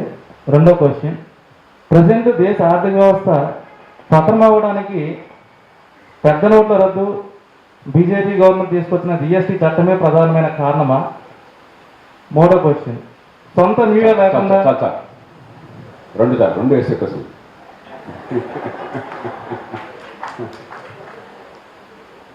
Okay. One of the problems of India is, let alone the institutional underpinnings and the way our governments are becoming dysfunctional, even in popular imagination and media imagination, political power, cultural power, economic power, they are all fused in our minds. Delhi is the national capital. Delhi has the best universities. Delhi has the largest investment. Delhi has the biggest industries. Delhi has the largest employment generated. Delhi is the biggest economic hub in the country. In our minds, they go together. First, we must de-link them, not only conceptually but also in reality. Political power and economic power need not and should not go together. The whole confusion about everybody wanting the capital is the belief that if only the capital is there, by a miracle, there will be economic growth, there will be jobs, there will be prosperity. And in large measure, and in this country, that happens to be true so far. Because of a misgoverned system, a corrupt system, a highly regulated system, a centralized system. But that's not what we want. If a capital is there, because power is centralized in the capital, every poor bloke is forced to come to the capital. If the poor blokes are forced to come to the capital, the transport system in the city, the hospitality industry in the city, the hotel industry in the city, everything, prosperity comes. Because people come there, it's more advantageous to live in the capital city, the universities come, the hospitals come, the other things come. That's how we designed it. It's a terrible way of managing. We must first separate political power from economic power. Sometimes they may come together accidentally. London has political power, London also has economic power, but not because they have political power. You understand?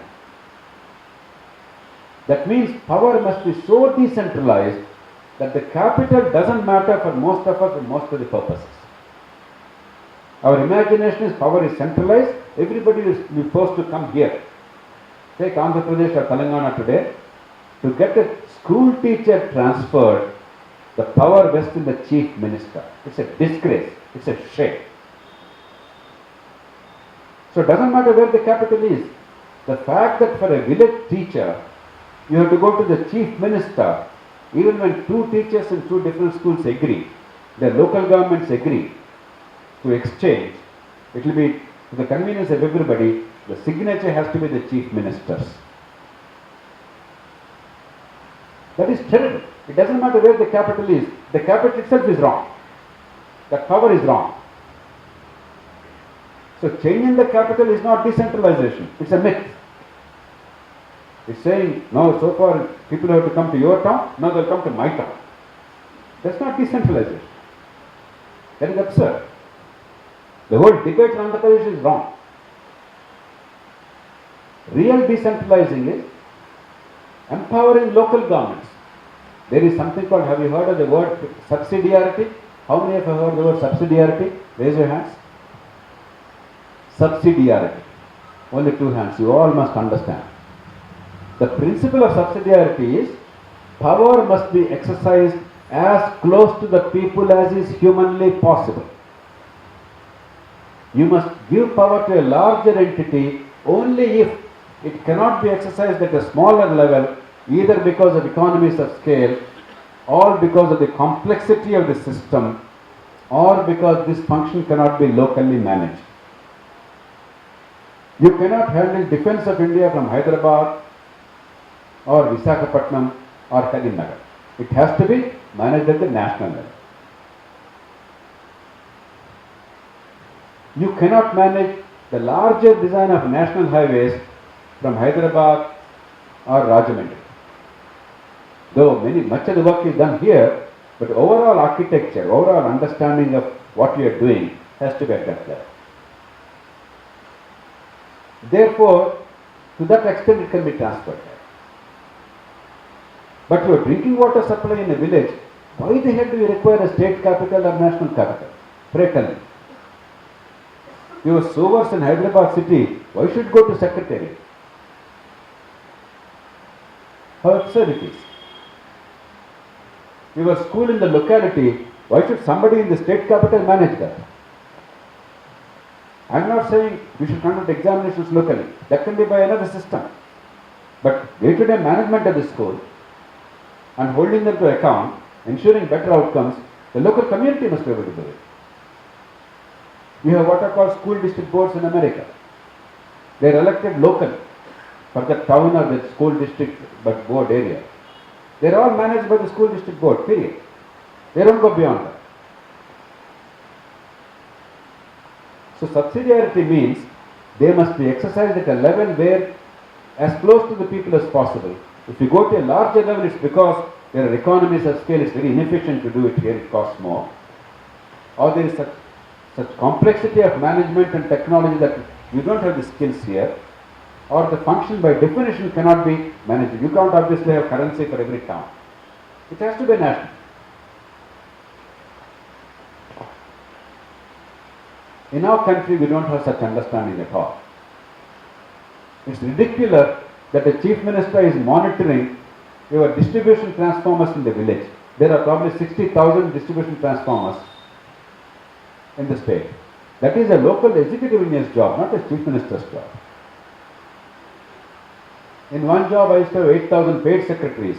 There was a big debate between the chief minister and me. I was asking for autonomy of my institutions without government control. Somebody told him, sir, if Jayaprakash has his way, you cannot even ask for a paid secretary's transfer. I said, why should you bother about paid secretary's transfer as chief minister of the state? As MD of these banks, I don't care about paid secretaries transfers. I think it's infratic for me to look into that. That must be done locally. And you have the power to change me, to shift me, to appoint me. If I think that is beneath my dignity to handle that, why should my appointing authority, Chief Minister, bother about it? It's an insult to the country. But then you want that power because you want to control MLAs. You want MLAs to come to you and say, sir, my paid secretary transfer cheyandi sir. Nenu meeku loyal ga untanu sir. It's a rotten way of running a system. So the debate in Andhra Pradesh is not about decentralization. You require, in my judgment, in today's world, you like it or not, the big technology, modern technology, unfortunately is creating concentration of wealth and skills. So unless there is a world-class infrastructure through a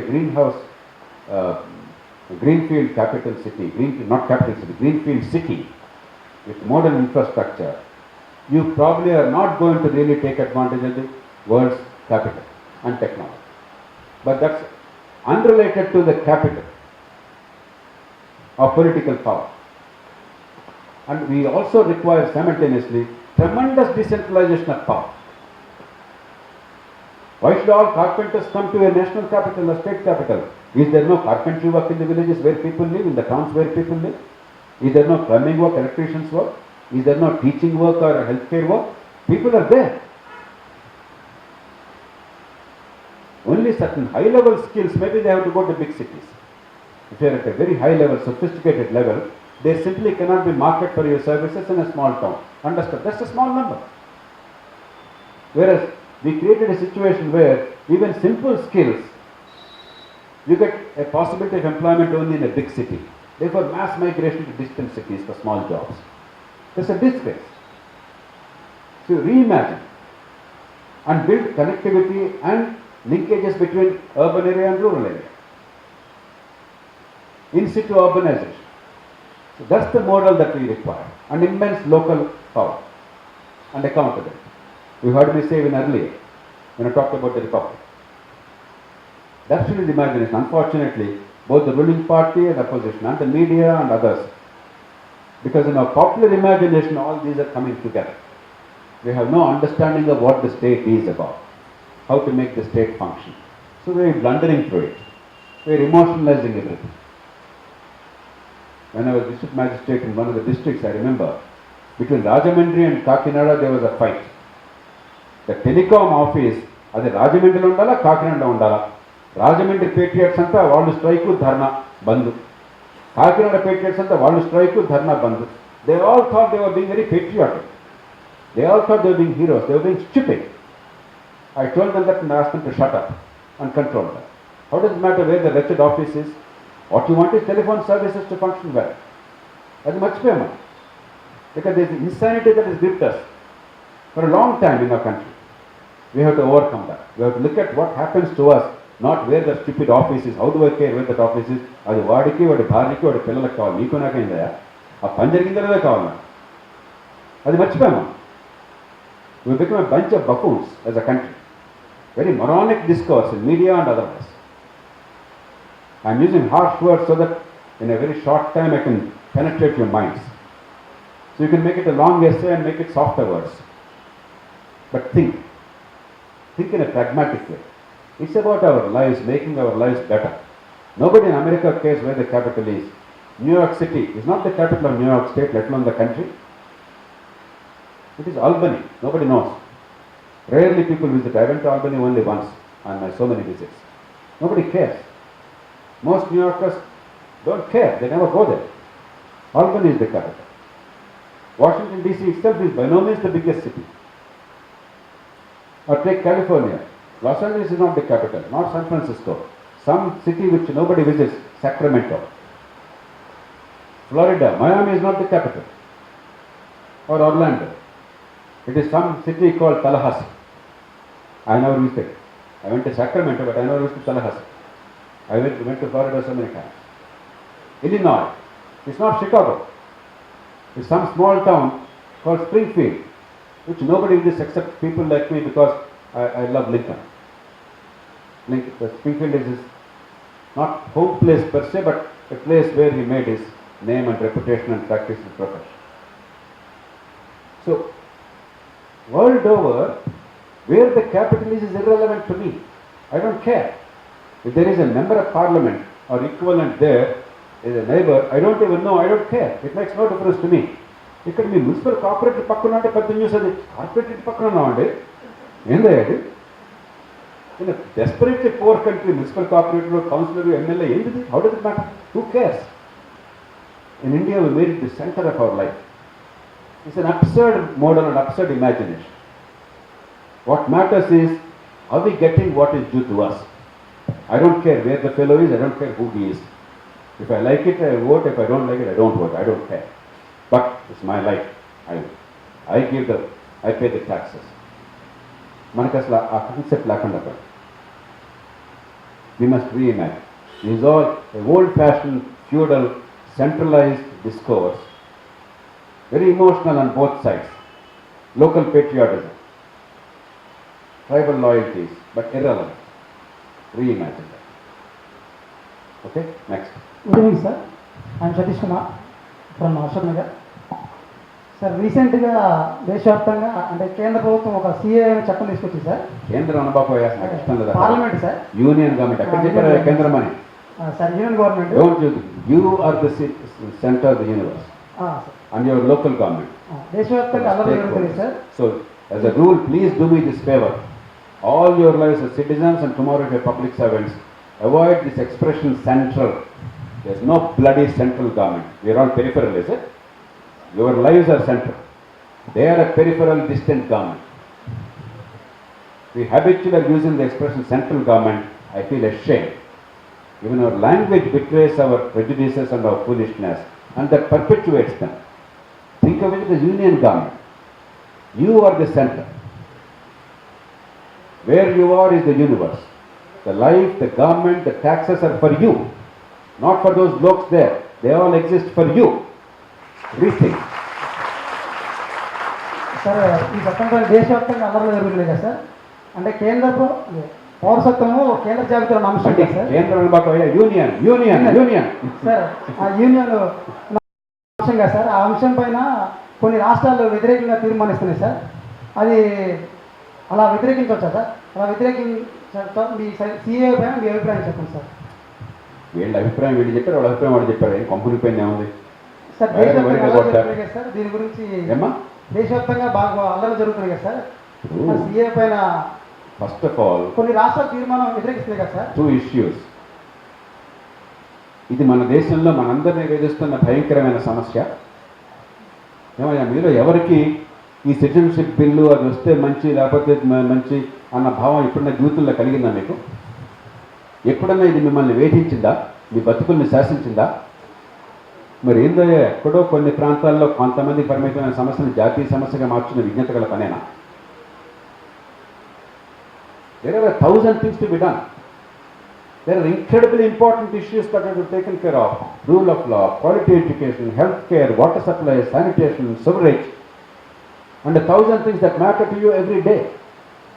ఇవన్నీ పక్కన పెట్టి నీకు నాకు అర్థం కాదు. అక్కడెక్కడ temple అంటాడు, మరెక్కడ 370 అంటాడు, మరెక్కడ అమెరికా అంటాడు, ఇంకొకటి జపాన్ అంటాడు. నాకేం తెలుసు ఇదంతాను? ఎవరికి సంబంధించిన విషయం ఇది? How does it matter? This is not the way. Rich countries, powerful countries conduct themselves. America పోతే America is controlling much of the world. They never talk about some global issues. They don't talk about NATO. They talk about education, healthcare, jobs, local taxes. అరే వాడికి ఇవన్నీ కావాలా? వాడి నీళ్లు కావాలా? వాడికి చదువు కావాలా? వాడి ఆరోగ్యం కావాలా? మనం చాలా గొప్ప వాళ్ళం, మనకి సమస్యలన్నీ పరిష్కారం అయిపోయినాయి. మనకంతా టెంపుల్ కావాలా? 370 కావాలా? సిటిజన్స్ బిల్ కావాలా? ఏందయ్యా ఇది పిచ్చి? So first, get into perspective. Don't lose yourself. Just because somebody is setting the agenda, don't fall prey to that. Does it matter? Is it really the issue? Number 2, supposing at some level it has some value. What is the way to do it? Nobody can argue that if in our neighboring countries there is religious persecution, we should not give shelter to them. We are a big country. We are a 5,000-year-old civilization. We have a culture of tolerance and inclusiveness, and we've always embraced all cultures, all sects, all faiths, all religions. Therefore, we have an obligation. But is this the way to do it? If that is the objective, the simple way is, if there is religious persecution in the neighboring countries, if the victims of that persecution come and seek shelter here, the government will exercise the right on a case-to-case basis to exempt the provisions of the Citizenship Act and speed up their citizenship. That's all that's required. Right? అలా లా చేస్తే ఎవరన్నా కాదని వాళ్ళు ఉన్నారా భారతదేశంలో? అప్పుడు కావాలంటే ఏమయ్యా ఎకనామిక్ కారణాలుగా ముసల్మాన్లంతా వచ్చేస్తున్నారు, అది కాదు మనకు కావాల్సింది, మనం దాన్ని సెలెక్టివ్గా అప్లై చేయాలని చేశారనుకుంటే ఎవరు గొడవ పెడతారా? ఏం లేదు. ఎందుకు ఈ రూపంలోనే చేశారు? ఈ చర్చ కావాలి, ఈ జనంలో హిందూ ముసల్మాన్ అనేది రావాలి, కసి పెరగాలి, రాజకీయంగా ఓట్లకి మన ఓట్లు పండాలి. సంకల్పం నిజంగా ఈ దేశంలో షెల్టర్ ఇవ్వాలి, పర్సిక్యూషన్కి బలైతే అన్నట్టయితే this a very simple inoffensive consensual way of doing it without a first. ఒక్క నిమిషం ఆ బిల్లు వచ్చేది, మరి ఒక గంటలో పాస్ చేసేవాళ్ళు, రెండో కంటి తెలిసేది కాదు, జరగాల్సింది జరిగేది, అయిపోయింది. అలా కాదే, మీరు దాన్ని కరెక్ట్గా చర్చ అంశంగా మీరు తీసుకొస్తున్నారు రోజు. అంతటితో ఆపారా? ప్రాణం పోయినా సరే నేషనల్ రిజిస్టర్ ఆఫ్ సిటిజన్స్ తీసుకొస్తా, చెదలందరినీ కూడా పంపించేస్తా దేశం నుంచి, చెదపట్టల్ని తొలగిస్తా, అంతు తేలుస్తా. ఎందుకు ఈ భాష వచ్చింది? సమాజంలో కల్లోలం రేకెత్తించాలి, సమాజంలో విభేదాన్ని సృష్టించాలి, దాన్ని ఓట్లుగా పంచుకోవాలి. ఈ కాంటెక్స్ట్లో ఆలోచించాలి. సో డోంట్ ఓవర్ థింక్, ఇంతకంటే ఎక్కువ చర్చ అక్కర్లేదు. Good evening, sir. Sir, it is said that more than 50% of the constitutions in the world, they died at the age of 70. And more than 7% of the constitutions in the world, they died by the age of 1 year or 2 years. And for our constitution, it has been 70 years. Don't you think our constitution has gone geriatric? And we are putting more and more amendments to it. And don't you think we are obeying our constitution instead of replacing it, sir? No, I don't agree that ours is a geriatric constitution. We are still a young nation. 70 years is not too long in democratic evolution. I mentioned to you Britain, America, many other countries. We are still a young nation, young republic, maybe an old nation. It's not a nation, at least an old civilization, 5,000 years old. But as a republic, as a constitutional democracy, we are still incredibly young. It doesn't mean that the constitution as it is initially conceived must be continued in all forms. We changed it more than 100 times. I myself was personally instrumental in at least 3 of these amendments. So, some more changes, if they are rational, if they are sensible, if they are necessary, if you build consensus, are perfectly okay. But a wholesale rewriting of the Constitution is neither necessary nor desirable. Make no mistake about it. In an extraordinarily diverse and complex country, our founding fathers, because they had the credibility, the stature, the moral authority, the intellectual integrity to reconcile all these differences and bring about a consensual document. If there are flaws there, we can correct them. But if you want to rewrite, there will never be a consensus in India. India will be torn apart. We'll kill each other. There will be civil wars and bloodshed. And two, honestly, we have no capacity as a country to now write a constitution. You cannot write a silly law. Our drafting is terrible. I can cite many instances, including some constitutional amendments. I was instrumental among others in getting 97th Amendment. Some of the words there, even now, I cringe. Terrible draft, even in the Constitution. We have no capacity. Third, if you want to now do something bombastic, drastic, dramatic, it is going to be extremely dangerous. It will polarize society. Look at Brexit. Any yes or no solution, yes or no vote by the whole people will only polarize people without understanding the issues, emotionalize the issues, and almost always the society will be messed up. It requires a much more sophisticated and thoughtful approach. Therefore, a wholesale change is disastrous. But there are some changes. How do you empower local governments? How do you remove the distortions of the 73rd, 74th Amendments? How do you bring about electoral system change to suit our conditions if all parties agree and there is a grand bargain and if we design it well. How do you enforce civil service accountability better? Some of these things can be done without much fuss, without too many drastic changes. We change it more than 100 times. A few more changes won't do any serious damage. But the architecture of it overall, the spirit of it, that is the lifeblood of the nation today. We must protect it and nurture it. Only then can the nation be united, the nation will become peaceful and harmonious. So, don't think, my God, this constitution is a failure, tear it up and build something. It doesn't work like that. It will be a disaster. Sir, my name is Venkat. So I am from Anantapur. So my question is... Next question here is... Yes. So my question is practical, like, sir, how should I decide my vote? Like, suppose I have done my BTech in civil engineering, so I am preparing for civil services. I have done IT job for 1 year in Chennai, and my family resides in Anantapur town. So practically, what are the factors and what is my priority to see whether this government has performed well, or the manifestos on which points I have to see in your manifestos to decide my vote? And can you please explain me in terms of like from practical life of an IT employee or a government employee or a housewife in elections of municipal elections, panchayat elections or assembly elections?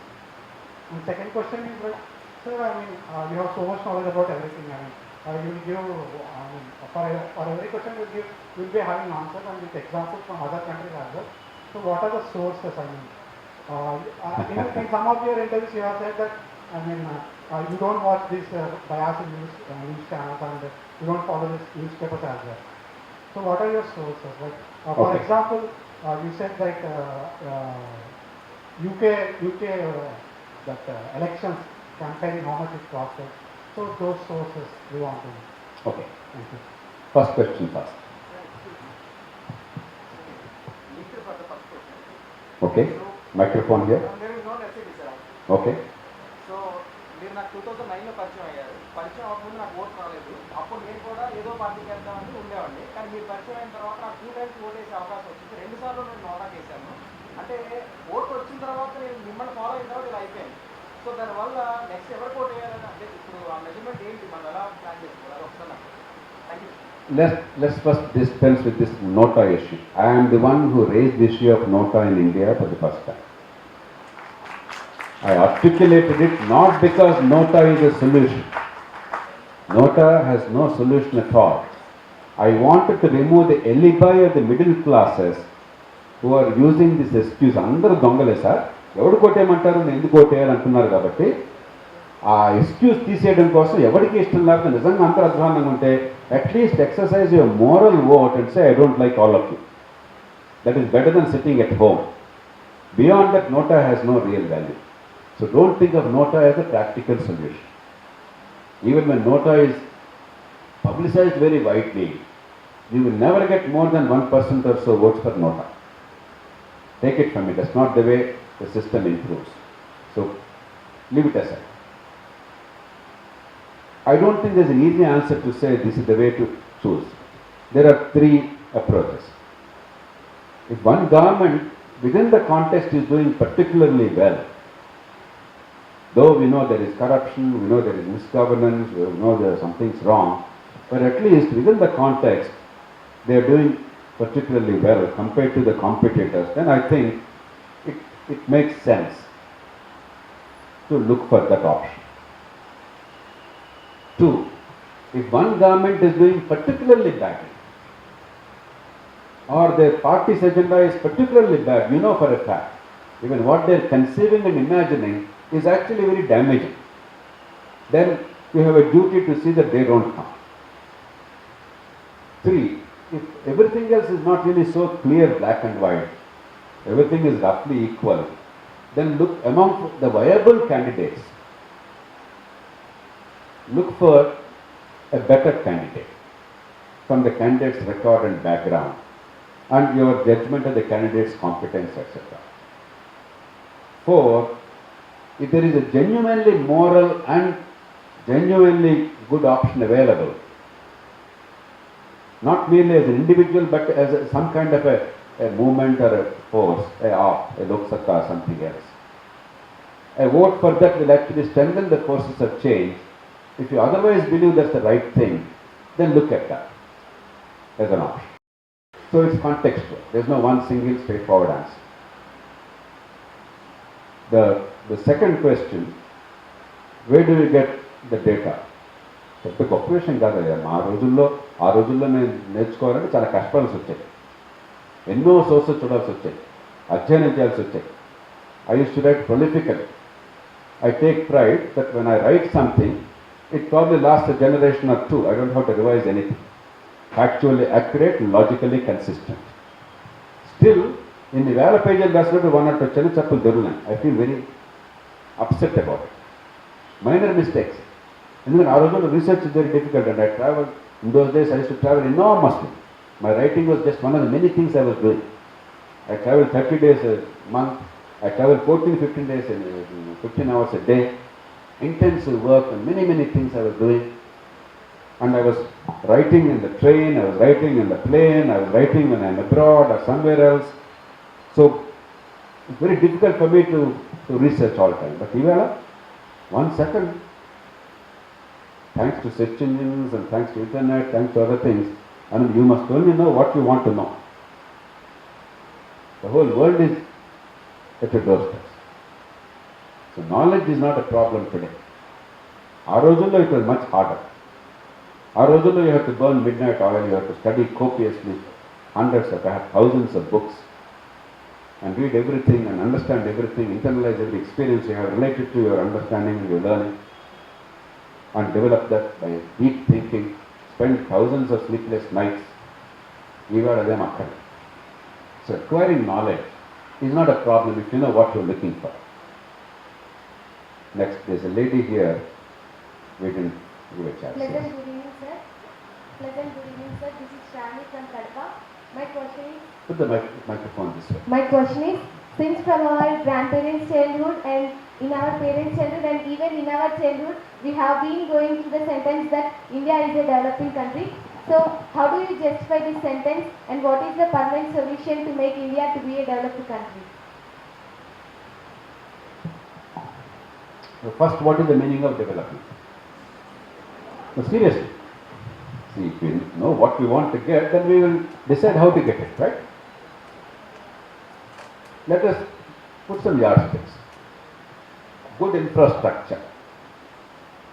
Transport, communications, water supplies, sewerage, groundwater drainage, traffic management, etc.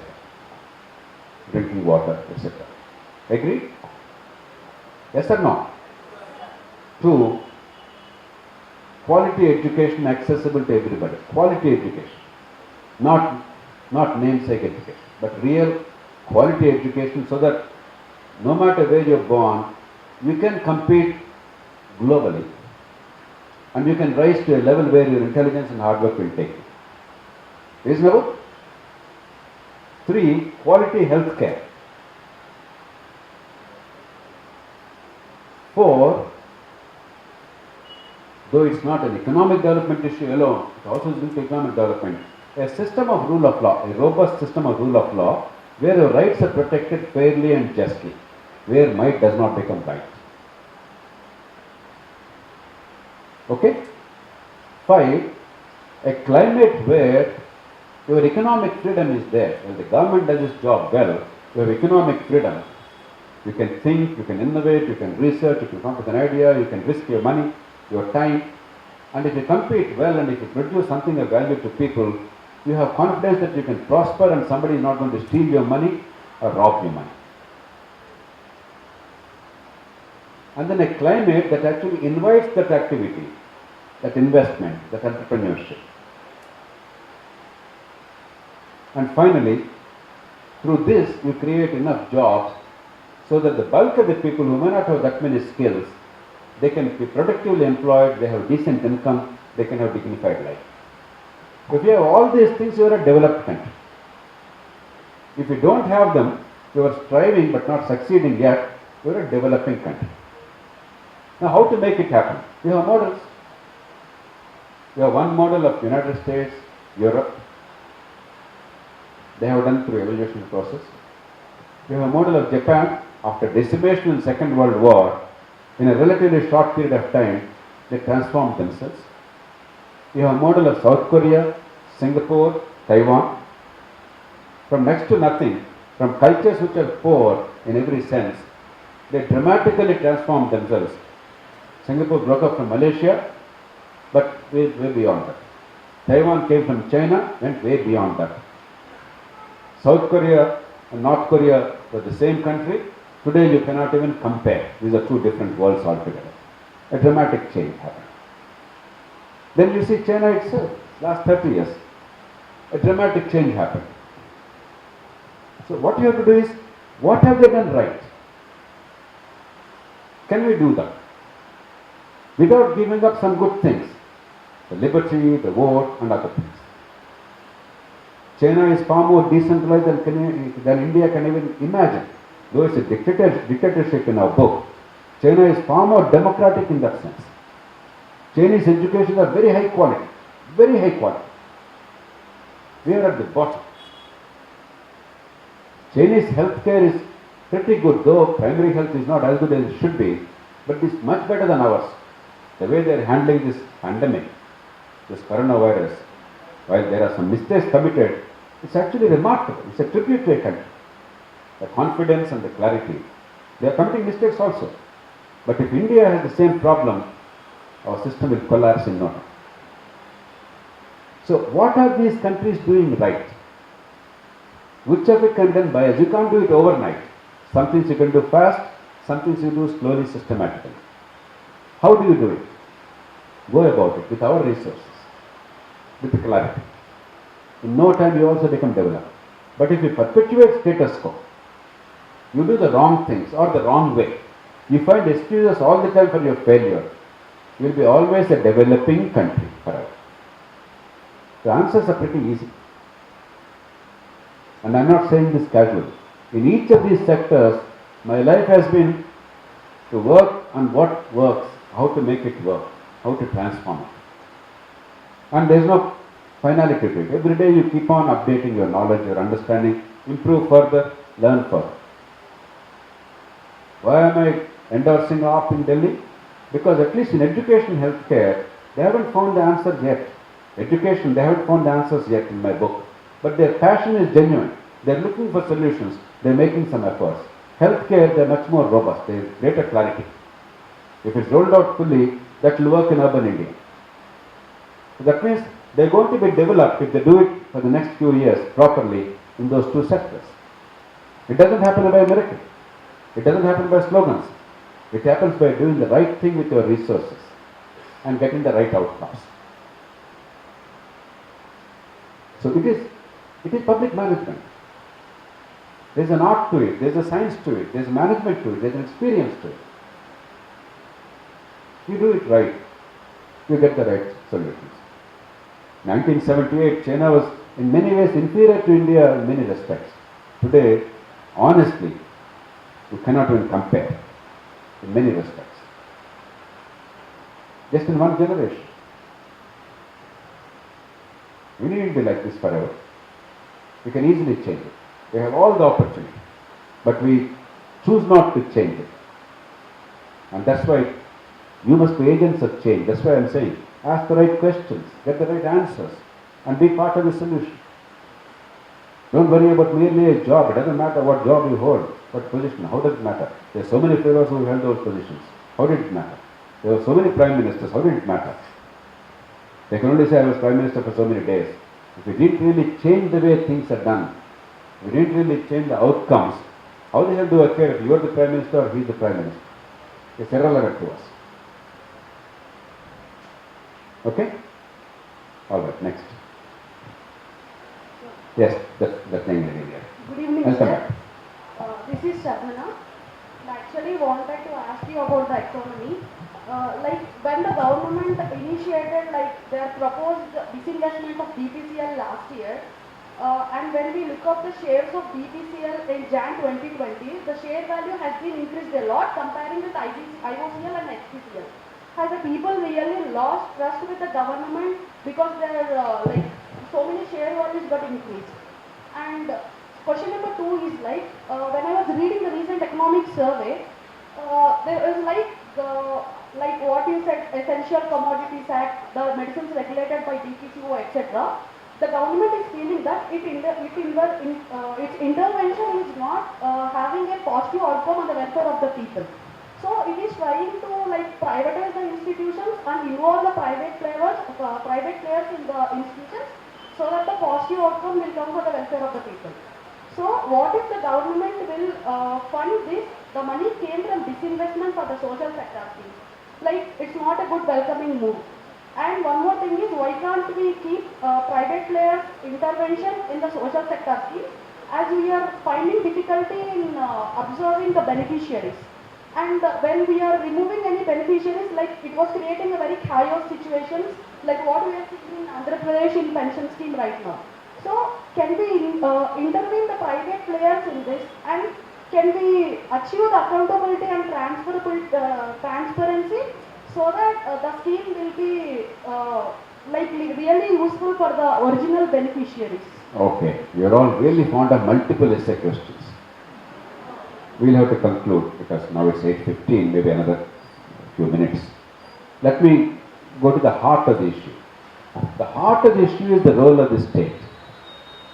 What should government be doing? After government has this much of capacity, this much of resources, this much of tax revenue, obviously it makes sense to do things which government alone can do, others cannot. And without that being done well, the country and our lives will be messed up. Fair point? See, government can produce soaps. They did. Government can make bread. They did. Government can build scooters, at least pretend to build scooters. They did and they paid. Government can do 100 things. But should the government do it? Can somebody do it better? But more important, is the government doing what it should be doing and nobody else can do? Because if the government doesn't do what it alone can do, then there is no answer to that. Government wants to do things which you and I can do well. They are doing it badly. We do it well because we want to earn a profit, we want to have a good life. Government doesn't have that incentive. And government does not want to do the things government alone can do. The policing, the rule of law, the big infrastructure, others cannot do. And we don't know how to do, we cannot do. Therefore, both ways we are messed up. What the government should be doing, we are doing very badly because nobody is doing it. What others can do better, government wants to do it and they do it very badly. It's a double jeopardy. So the key issue is a role of the state, not public sector, private sector. That's a very second order question. What should the government be doing? I already mentioned to you. Public order, justice, rule of law, basic infrastructure, amenities, quality education, quality health care without out-of-pocket expense. It doesn't mean government alone should do all these things, but government alone can create the framework and most or all the resources. Some only government can do. Others can do, but without the government's framework, the market cannot do. Even if there is healthcare provision in the market, without the government having an overarching framework and a system, a graded system which actually delivers, that system will be inefficient and very costly. Even if private sector can come and build national highways, unless government has an overall vision and has specific policy, and unless the players understand where we are headed, they cannot come in and invest and do things as they please. Or telecom. Private sector is doing a remarkable job. But without government's overarching policy framework, which is rational and practical and sensible and productive for the country, beyond a point it will not work. So, government's role must be rigorously defined. And that role must be performed very well. Rest of it must be private sector. Once we understand that, things are easy. At last we are beginning to understand it, but we are not beginning to practice it yet fully. Otherwise, why do we have an airline which is run by the government, which runs into losses of 28 or 30,000 crores cumulative and annually 6 to 7,000 crores? It's absurd. It's ridiculous. It's an insult to the country. Otherwise, why are we sending every year 70,000 crores of tax money to the banks? Because banks are run to the ground thanks to the government's mismanagement. Without the banks, surviving economy will collapse. Therefore, our tax money in the last 4 years, we sent 3,50,000 crores of our tax money to the banks to enhance the capital base because we messed up the banks. Otherwise, why are the public sector banks losing 19% of the capital every year? There is a 19% loss, whereas private sector banks are earning a 10% profit. Because we messed up. The market is beginning to understand. Therefore, whenever government says, look, we are inefficient, we can't run it well, let's not do it, we'll give it to private sector, the market price is going up of that particular company, that share. Take a company like, Hindustan Zinc or whatever. Vedanta bought it years ago. You remember? You guys don't remember, but I remember. Vajpayee government's time. You know, Vedanta's market value today is 100 times it was in 2002, 2003. 100 times.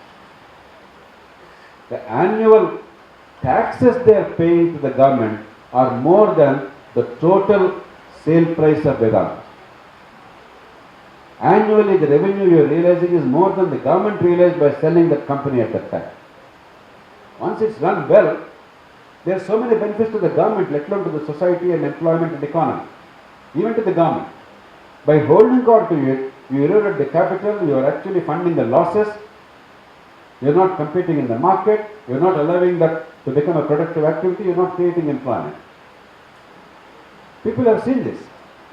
Therefore, people are excited if you want to transfer to private sector because then the market competition, right management, they will look at their own future, they will do the right things, they will make right decisions, there is a chance of this growing. Therefore, let's invest in this. If government holds it, experience tells us it will be destroyed in time. Even if it's managed well today, tomorrow it will surely be destroyed. We know that. Our experience tells us that.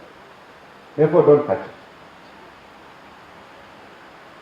So we need to relook at what the government should do and how it should do.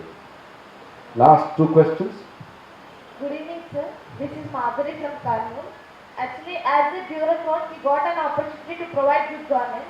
As a politician, you should wait for an opportunity to provide good governance. What made you to shift from bureaucracy to politician? What do you think is the reason? I think you can just execute the laws which will develop the lives of the people. As a politician, you will educate the people about their rights and all. Not only educate them, you see, the problem of India is not because the bureaucracy is not efficient. Of course, it's not efficient. But that's a problem that's been fixed. Recruitment is reasonably good. You can change the way bureaucracy is managed and get greater efficiency. There are many competent people in bureaucracy. Not everybody, unfortunately. Not too many also, but there are many people. But even the best bureaucrat, or even the best minister for that matter, the finest ones, I'm not talking about the bad ones, the competent ones, the honest ones, the public-spirited ones. In our current system, they cannot deliver more than 30 or so on a scale of 100. Not because of their failure, because we impose systemic constraints. I was one of those who delivered that 30. Therefore, I was lionized. If you go to districts and other agencies where I work, 30 years later, 40 years later, people speak highly of me even today. But I only delivered 30 on a scale of 100. People thought it was fantastic because others delivered 5 on a scale of 100. There are two ways of my looking at it. One is I'm a great guy. I'm doing 5 times better than them. People respect me and love me, which was true. The other is the country needs 100. I'm doing 30 at best. We should be ashamed together as a country that we are not able to do more than 30. Damn it, let's do at least 70 or 80. Then understand why you are not able to do 70 or 80. And then as citizens, let us see what we can do to bring a situation where 70, 80 is possible. I was one of those lucky ones. I was regarded very highly by my people, wherever I served. Even today, 25 years after I left government, 24 years after I left government, I criticized and attacked so many people. Many people were so angry with me, but not one person ever pointed a finger and said, I did not deliver. Not one person ever pointed a finger and said, we did something wrong in government. Not one person so far, have you noticed? In a country we abuse everybody habitually. Not one person until today dared to say that. I deliver. People never said, let the fellow get out. They all said, please don't go. We need people like you. So I did it as a choice, not because I was thrown out. Because I realized that unless you bring this level of competence of the country to 70, 80, not 20, 30, unless you remove the structural rigidities and bring about systemic reform, if you are content with the little you achieve and pretend that you are great masters, India will continue to be a developing country. I was one of those who had the privilege to understand it.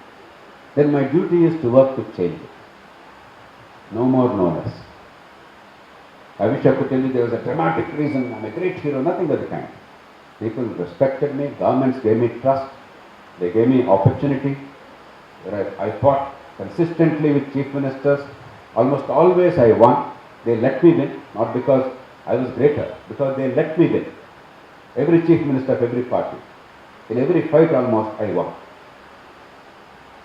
Because they realized what I was saying, why I was saying, and they let me win. So I had no quarrel. But that is individual competence or context. But the nation is not getting what it should get. It requires something more than competent managers. It requires systemic change. There are very few people who have the capacity to conceptualize and to fight for that. If those who have that don't fight for that, the country has no future. Okay, maybe last question. Good evening, sir. Okay, I'll take both of you. Yes. Good evening, sir. My name is Vinisha, and I have a very small question. As we know, ours is a democratic country. We have a right to vote. Anyone can contest the election. But in reality, more than democracy, ours is a plutocracy. So, more than 90% of the people who are being elected has a very good background, or they are having a very good power. So my question is, how do we transform our country from plutocracy to democracy? I couldn't get your name. Vinisha, sir. Thank you, Vinisha, for that question. I agree with you. We are largely a plutocracy and a kleptocracy. You know kleptocracy? The rule of thieves, the rule by plunder. Because if you take our per capita income and our nation's economic status, even otherwise, the cost of elections in India is the highest in the world. It's ridiculous. Even by American standards, it's ridiculous. 20-25 crores for an assembly constituency is not uncommon.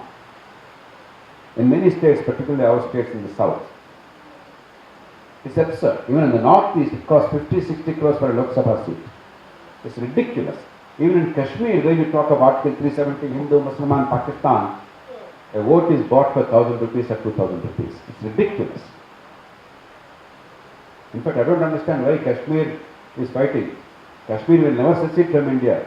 Votes are bought in Kashmir just as they are bought elsewhere in the country. Corruption is habitual in Kashmir just as it is habitual in the rest of the country. Kashmir is truly Indian. It will never secede.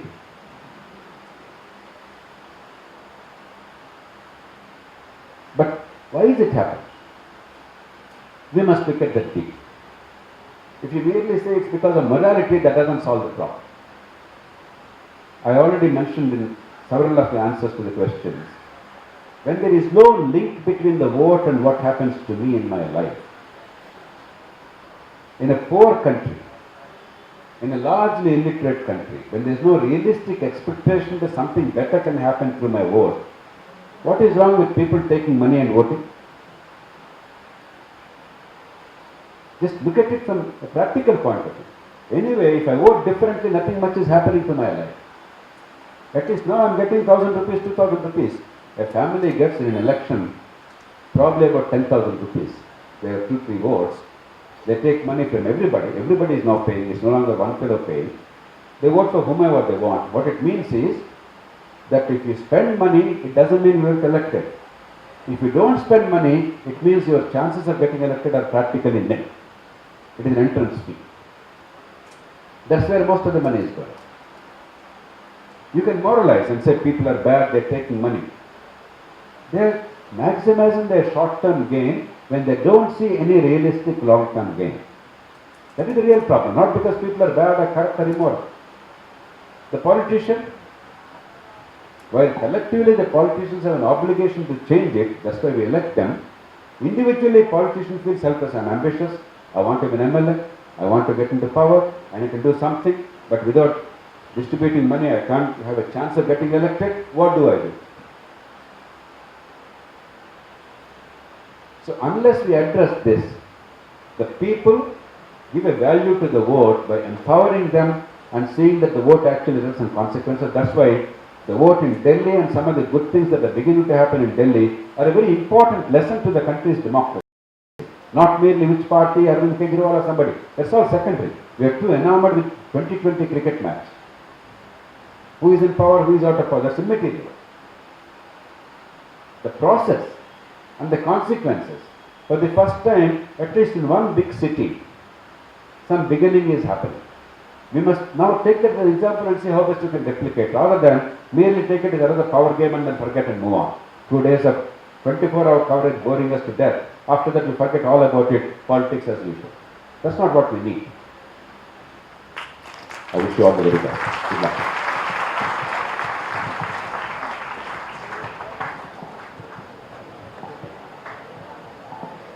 So one second please. Thank you very much, sir.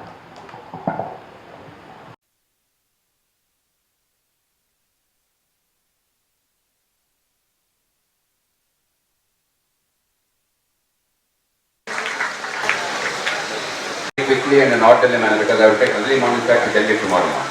Okay?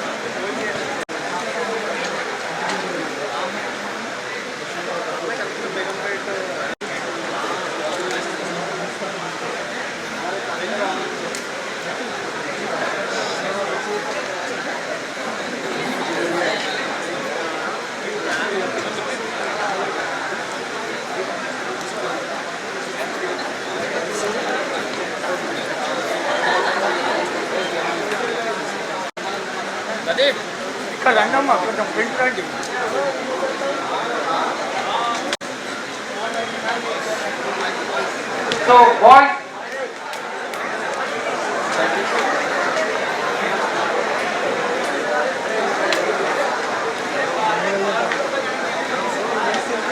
ना photo देवा